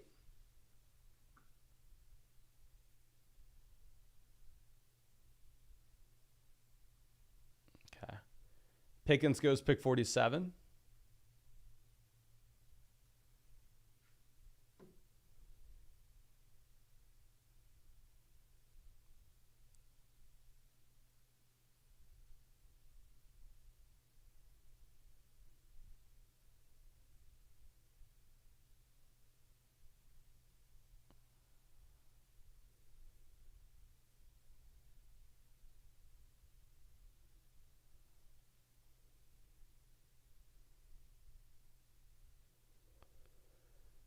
So let's see. Y'all know here, I'll tell you right now what we're doing. We're going to go with an elite tight end or Josh Jacobs. So Jacobs goes, so we're going to get Andrews or Kincaid, whoever falls. Yeah, I'm not taking McLaurin. Rashee Rice, I think you make an argument for. The issue is in Best Ball Mania, there are a lot of teams that got him around 7. So if Rice crushes, I don't know if we have the winning team. So we'll go ahead and we'll take Andrews here at 51. I think Andrews outscores McLaurin.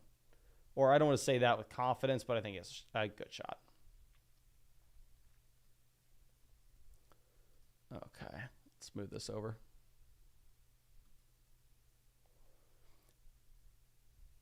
The Cannon says, how does draft strategy change with the marathon versus weekly winners versus Best Ball Mania? The pounds may be a better resource to ask the question regarding weekly winners. I have no idea what to do in weekly winners, my guy. I didn't draft a single weekly winners team this year. The marathon, however, you're not. So the big thing about Best Ball Mania is points in weeks 15, 16, 17 are worth exponentially more than points in weeks 1 through 14 with the way that the contest is structured. Whereas in the marathon, points in week 1 equal the same amount as points in week 17, so it doesn't matter. So if I'm in Best Ball Mania, guys like TJ Hawkinson, Nick Chubb, Jonathan Brooks, Those guys that may miss the beginning of the year due to injury but have late season upside, I'm really excited about them. Same thing with rookies. Whereas in the marathon, I'm not nearly as excited about those players, and instead you just want more so the boring vets who are going to start scoring points week 1. But Kevin says, 10-team keeper league, full PPR. We have Pacheco, Dak, Ayuk as my keepers. Have to pick my draft order. 6th, 7th, 9th picks are available. What's the move? I always prefer to be in the middle of the draft myself. I would say if it was like a regular league, I for sure want to go pick 6 based off the teardrops, blah, blah, blah. But in a keeper format, really picks 7, 8, 9 are going to be about the same. 6, 7, 9 are going to be about the same regardless, because you're going to have a massive percentage of the high-end players out of the player pool. But I'd probably go pick 6. That way you can just have a balanced team.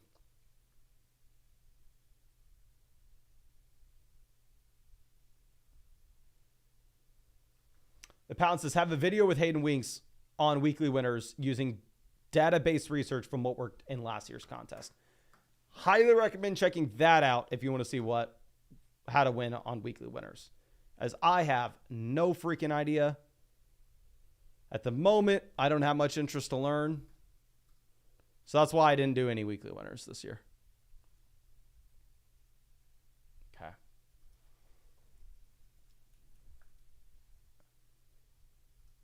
Henry says, got the 107 and a 10-team PPR league where we start up to 5 wide receivers. Should we trade the 204? Any other ideas? Because I know St. Brown will not be there, and he was my target even if I got the 104, 105. I think you just go best wide receiver available. If it's not St. Brown, I think you can go Jefferson. And then here in the second round of the 204, I think you can go ahead and take another wide receiver there, my guy. If you can start up to 5 wide receivers in a full PPR format, that's the perfect spot to go 0 RB. Just slam receivers.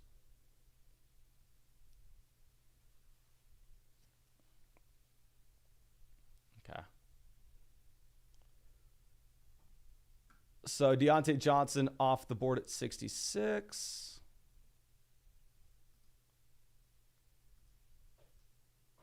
Kenneth Walker goes 67.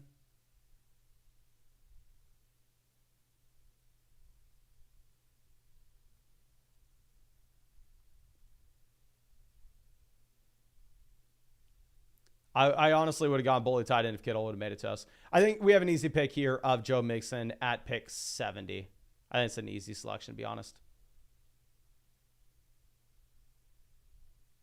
One thing that we need to be on the lookout for, you know what? I can't do it anyway. I was going to say, if we want Burrow, we may end up having to take him in round 7 to block the Chase team, but the Chase team is probably going to take him pick 91. I don't think we can justify Burrow at 75. If Burrow makes it to us at the end of the 8th, cool. If he doesn't, then it is what it is. We still have the option to go Purdy Tua. Here, after we take Mixon, Montgomery goes immediately after. I probably want to go wide receiver. I think we're going to take Brian Thomas. I'm taking Brian Thomas over JSN, especially when we're needing to set ourselves up with potential quarterbacks later. And Brian Thomas does give us the option to go Lawrence. Ruben says 10-team keeper league. Allen, CMC, Pacheco, Wilson, Waddle, Kincaid, Dell, Rice. Beautiful. On the bench, we have Brian Robinson, Warren, Chase Brown, Curtis Samuel, Addison, Ravens defense. Yeah. Just great team. I mean, obviously, 10-team league is going to look better than a normal roster would, but we have the elite quarterback with Allen paired up with Kincaid. Down there on the bench, we're rostering as many high upside running backs as we can. And we have CMC. Love it. Now, PM Chunk says 12-team PPR, Daniels, Brees, Achane, Gibbs, Kupp, Godwin, Christian Watson, Kincaid, Rico, Ladd, Chuba, Stafford, Sticky, Polk, JSN.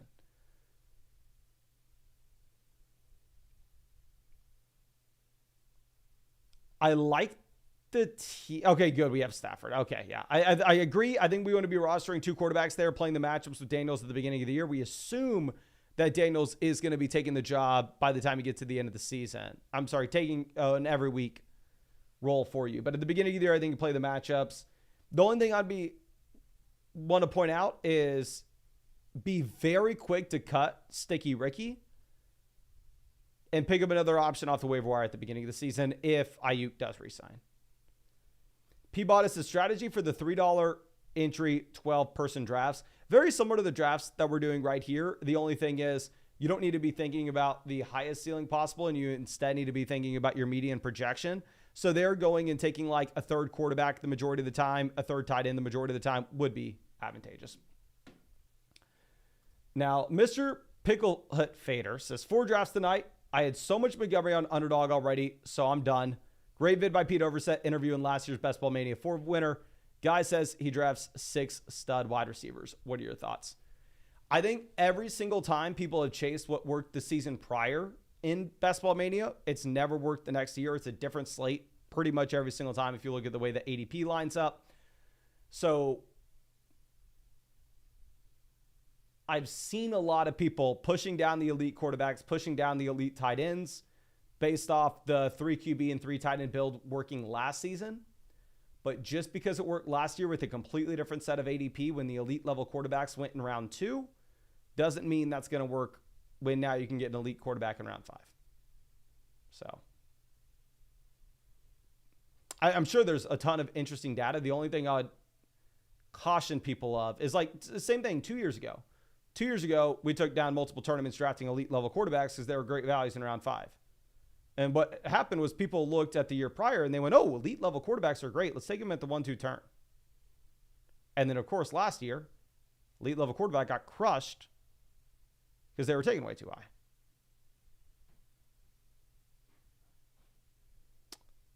So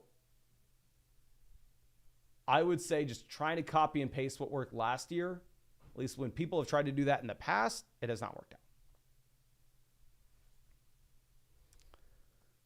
Okay, let's move this over. So now running back, we have H.N. Mixon. Wide receiver, we have Tyreek, Ayuk, Higgins, Brian Thomas. Tight end, we have Andrews.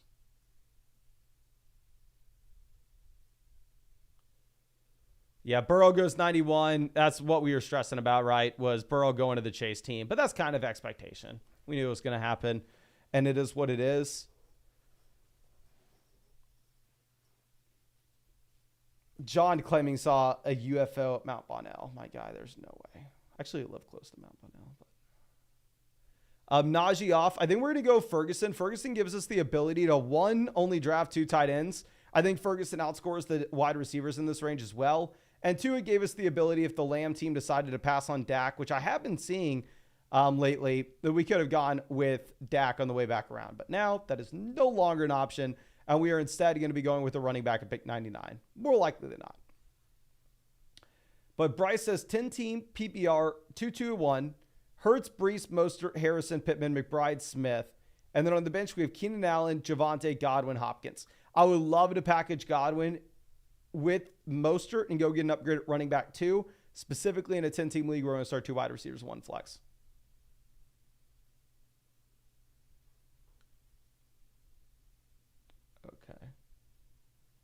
Joshua Palmer goes 96. So we are going to get one of these 3 running backs, whether that's Amir, Mostert, or Jonathan Brooks.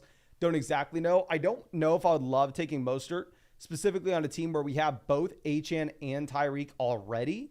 So I think instead we're going to go ahead. We will take Jonathan Brooks here at pick 99.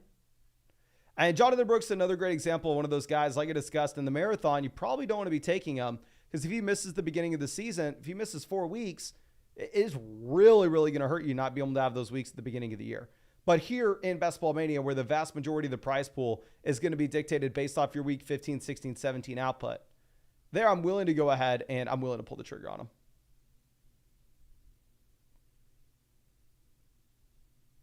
Okay. Yes. And last but not least, keep pounding. Teddy says 12-team PPR, Rodgers Daniels, Etienne Montgomery, Jamar Kupp, Laporta Dell. On the bench, we have Eckler, Singletary, JSN, AD Mitchell. What are your thoughts? I like the team from an overall. Okay, for a second, I got confused. I thought someone just took Roshan. Sorry. I like the team if we just scope out. Getting into the details, I think that AD Mitchell is someone in a shallow redraft format. I don't know if I like rostering that profile type.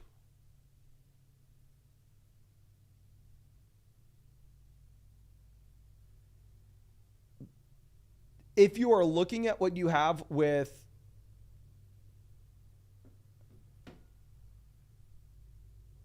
80. Like if he, how do I put this? This is going to be someone that you can't cut after week 1. Because you're going to go, oh, he's a rookie. He needs time. And you're going to hope that you roster him for a month. You're going to hope that you roster him for 6 weeks. And then he turns into a viable play. And if he turns out to be the wide receiver 30, it's not enough on the return in a shallow redraft format for you to justify that roster spot.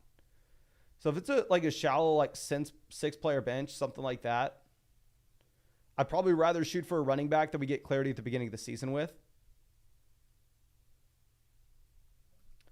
But Kinsley says 12-team PPR, 4-point passing touchdown, double flex. Kyler Brown, Edwards, Lamb, Harrison. This is perfect. Look at all the running backs that we have down there on the team. It's a double flex full PPR format. So going through and grabbing the 4 top wide receivers because we can play 4 of them in our lineup.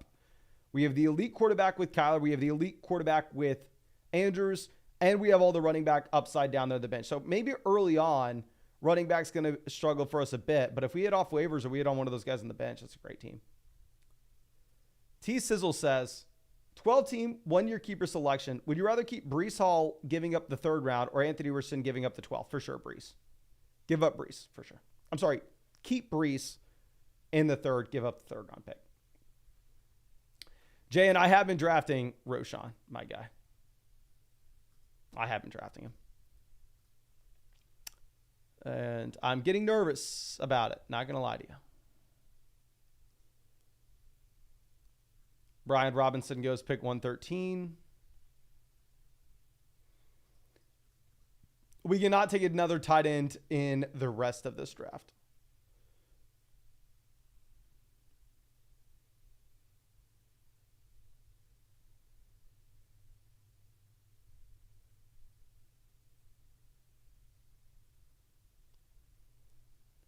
Brandon Cooks off 114.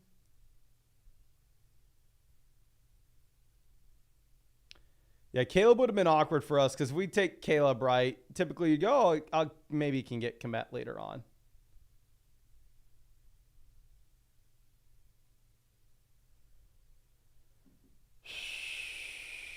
We'll take 2 on the way back around, but before then, what are we doing? I don't want Corum. I don't want Benson on a team that we have Jonathan Brooks.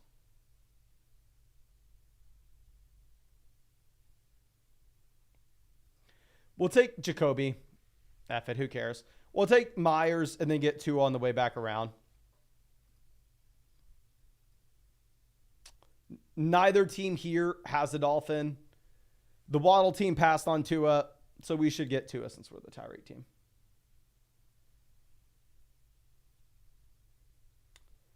Dylan says Mason needs a coffee. Mason needs a good night of sleep. That's what he needs. Yesterday was just a long day. Like I said, I drove 4 hours total yesterday. Went to a funeral. Got back, live streamed at like midnight. Yesterday was a long day. Chubb goes 121. Like I discussed, we are pretty much just looking at Tua here. We're going to get Tua. We have Tyreek. We also have HN as well. Right now, you actually have sportsbooks projecting out the Dolphins, I believe, to be the 4th highest scoring offense in the league this season. So it's not too bad. Go on him.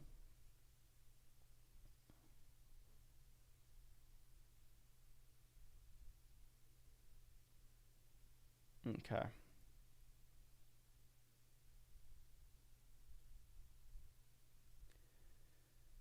Now, we have at wide receiver, Tyreek, Ayuk, Higgins, Brian Thomas, Jacoby Myers. Running back, we have Achane, Mixon, Jonathan Brooks.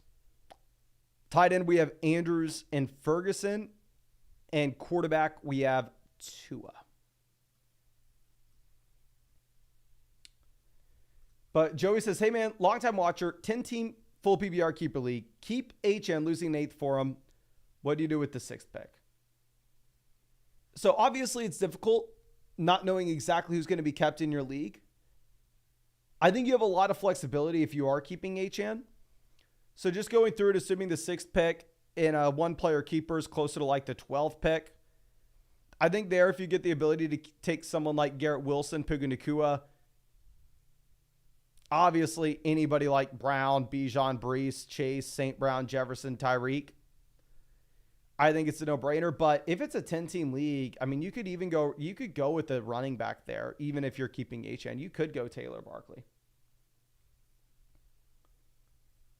Tresner says, Alvin, 13 catches for 40 yards, Kamara. Yes, that is the legal name of Alvin Kamara, to be honest. That's his legal middle name. Okay. After we take Tua, there's just a massive run of running backs here. You have Corum, Dowdle, Benson, Charbonnet, Gus Edwards, Ezekiel Elliott. It is interesting to see Gus Edwards fall down drafts. Vidal looks like he's not even going to make the team.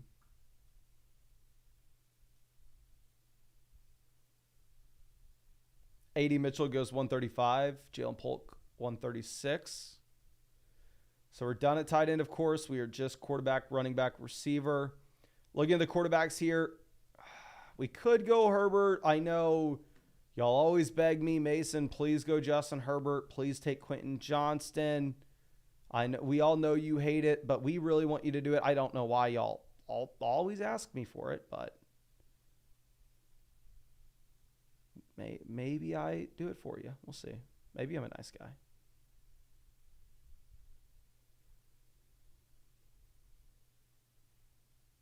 Okay.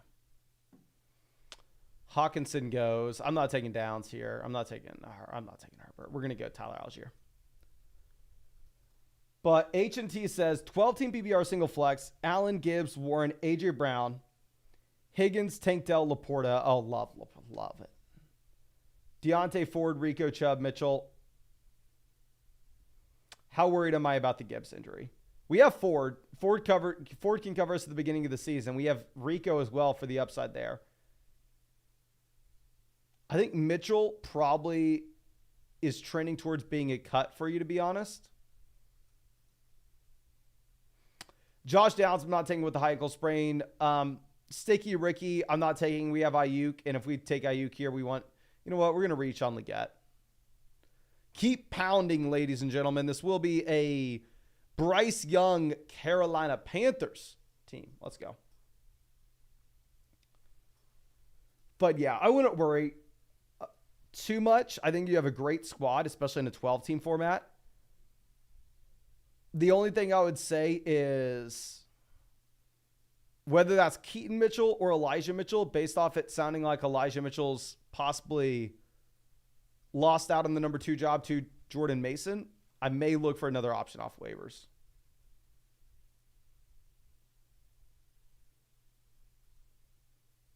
Okay.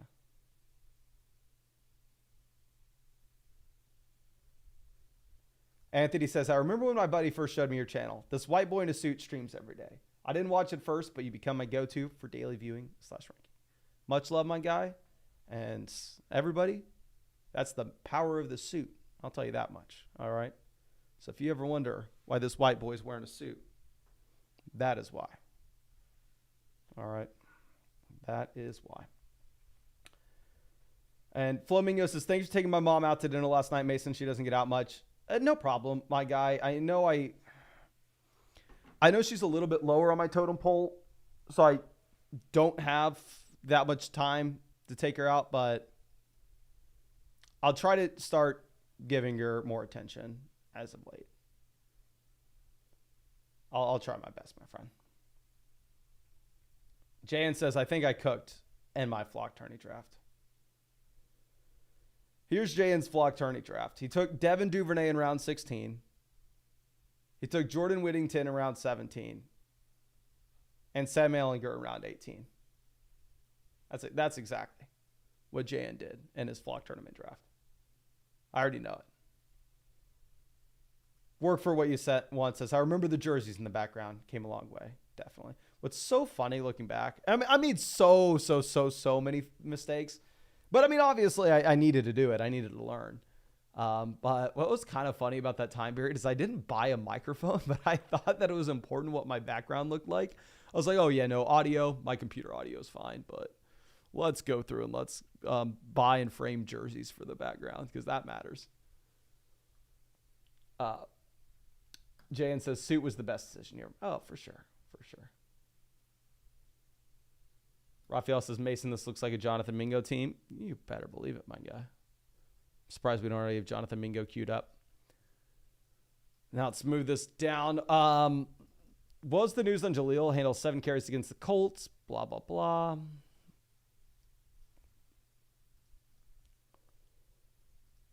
Usually I'd be excited to get Hubbard here, but we already have so many Panthers. I don't know if we want another. Can't go tight ends. We can go to Mario Douglas. I don't want another Panther. We're taking 3 Panthers at the most. One of them is going to be Bryce Young. I don't know if I want to take Chuba or Adam Thielen. We could go to Mario Douglas and go Drake May late. This is going to be a 3-quarterback team.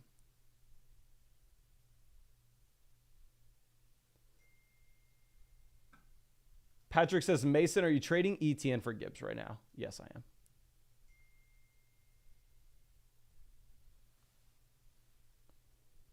Fant off 163. There goes our ability to go Fant. Then, actually, no, I'm an idiot. We can't go tight end no matter what. Fant going is good for us.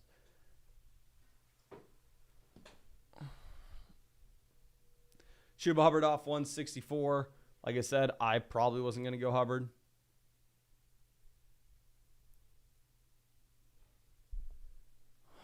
What are we doing? This team has 3 running backs with Connor, Harris, Pollard. So you assume they're looking RB. They go Marshawn Lloyd.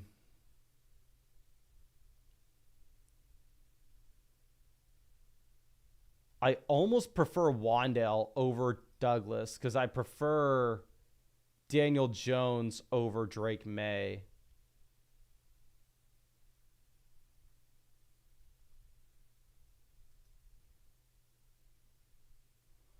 What's the Bryce Young ADP? 193. We take Wandale here. Let's just think. Okay, so there's 4 rounds left in this draft. We're going to get 2 more quarterbacks. We're going to get 1 more running back. And we'll get 1 more receiver. So we could have gone to Mario Douglas and Wandale. Let's see if we get Daniel Jones or Drake May falling to us. But your boy's not smart. Just in case you haven't learned that already. We could go Burden, pair him up with Higgins, and go, what if we get a Chase injury? What if the Bengals are just better than people expect? Both these guys hit.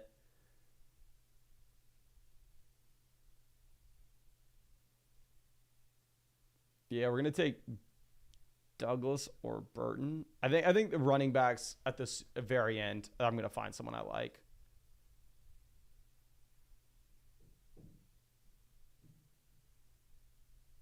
Okay, Quentin Johnston off 169. We'll go ahead. We will take Demario Douglas. Give us the ability to go Drake May if we miss out on our other options at quarterback. But let me show this team off real quick. I don't hate it. Wide receiver, we have Tyreek, Ayuk, Higgins, Brian Thomas, Jacoby Myers, Xavier Legette, Wan'Dale Robinson, Demario Douglas. Quarterback, we have Tua paired up with Tyreek and Achane. Running back, we have Devon Achane, Joe Mixon, Jonathan Brooks, Tyler Algier. And tight end, we have Mark Andrews as well as Jake Ferguson. Okay. But let's move this around. So JN just sent me his team. Quarterback, Allen Watson. Running back, Taylor, White, Javonte, Zeke, Gibson.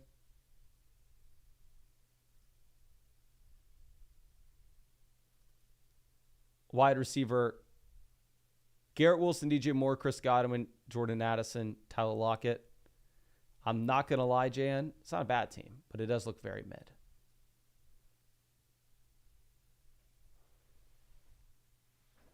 Doesn't look very mid. I'm sorry. It looks very mid. Like I said, I can't talk.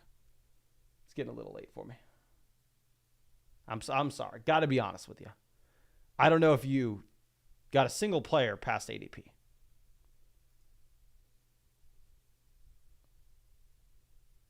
Okay. Roman Wilson off the board at pick 181. To the Justin Fields team. Oh, yeah. I like what Waffle Taco does there. Justin Fields definitely I felt like was a smash pick 2 months ago where he wasn't getting drafted in every draft. Now when he gets drafted in every draft, it's a little bit tougher. Okay. So let's move this over. Geno falls. We could go Geno just for the raw points to get us through the season and then hope that the Dolphins just go nuclear in the playoff stretch.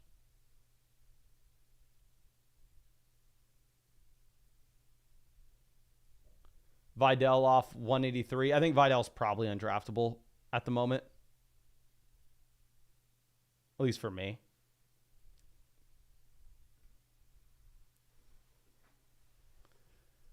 Estime goes 184. There are just a bunch of running backs that I'm fine with. Like, running back's the only thing in round 18 that I feel like I can take and not just hate myself for. Fantasy Dog Pound snipes us on Daniel Jones and Bryce Young.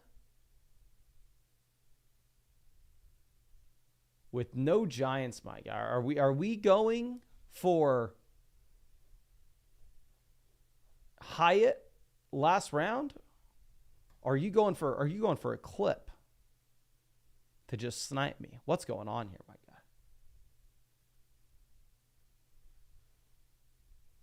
guy? Okay. Well, quarterback's gone off the rail. Thank God we took Demario Douglas so we can go Drake May.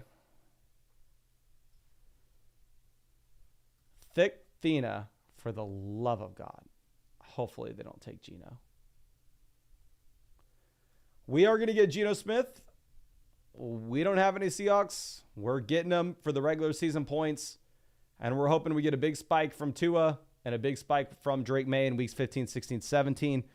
And we don't need Geno during that time. That's the hope when we whiff on these other guys. Okay. The Pound says this room was reckless with QB stacks. My guy. Doing me dirty over here. Probably just going to take Drake May at pick 195 and then go with our round 18 running back.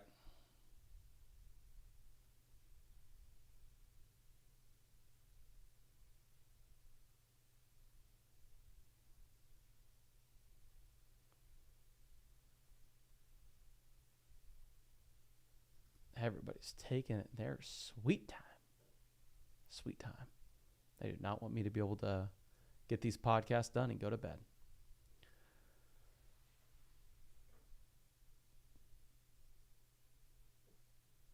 DJ Chark 193.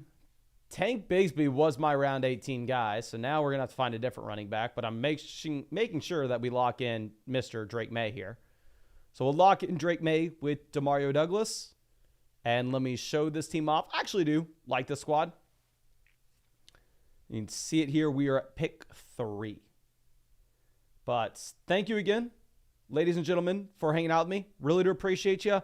As always, I'm going to be streaming every single night these drafts. So if you want to join a draft with me, you can find that link in the description, comment section, live chat. And there are Underdog basketball drafts. No time commitment during the year. So I draft hundreds of teams every year. So I won 150,000 on Underdog 2 years ago, just in case you haven't heard that 1,000 times. And yeah, if you use code FLOCK, you're going to get my 2024 rankings, 2024 draft guide, 2024 ADP consensus cheat sheet, all 3 of which will be updated every single Sunday for you until the season starts. And on top of that, you will get a Christian McCaffrey special pick'em, more than less than half a total yard for week 1 against the Jets. You do need to be in one of these states if you want to draft on Underdog, though. But thank you again. Morgan says I choked and took Chubb at 809 in Domain's Happy BR Best Ball Listener League tonight. So he was on top of Sleeper's Trash ADP. Am I screwed? Probably, my friend. Definitely, if you're going to join another one, highly recommend. Just, you're on the site. Just pull up the 2024 ADP consensus cheat sheet and definitely use that, my guy. But appreciate y'all. Really hope you have a great night and really hope I get to draft with you tomorrow night.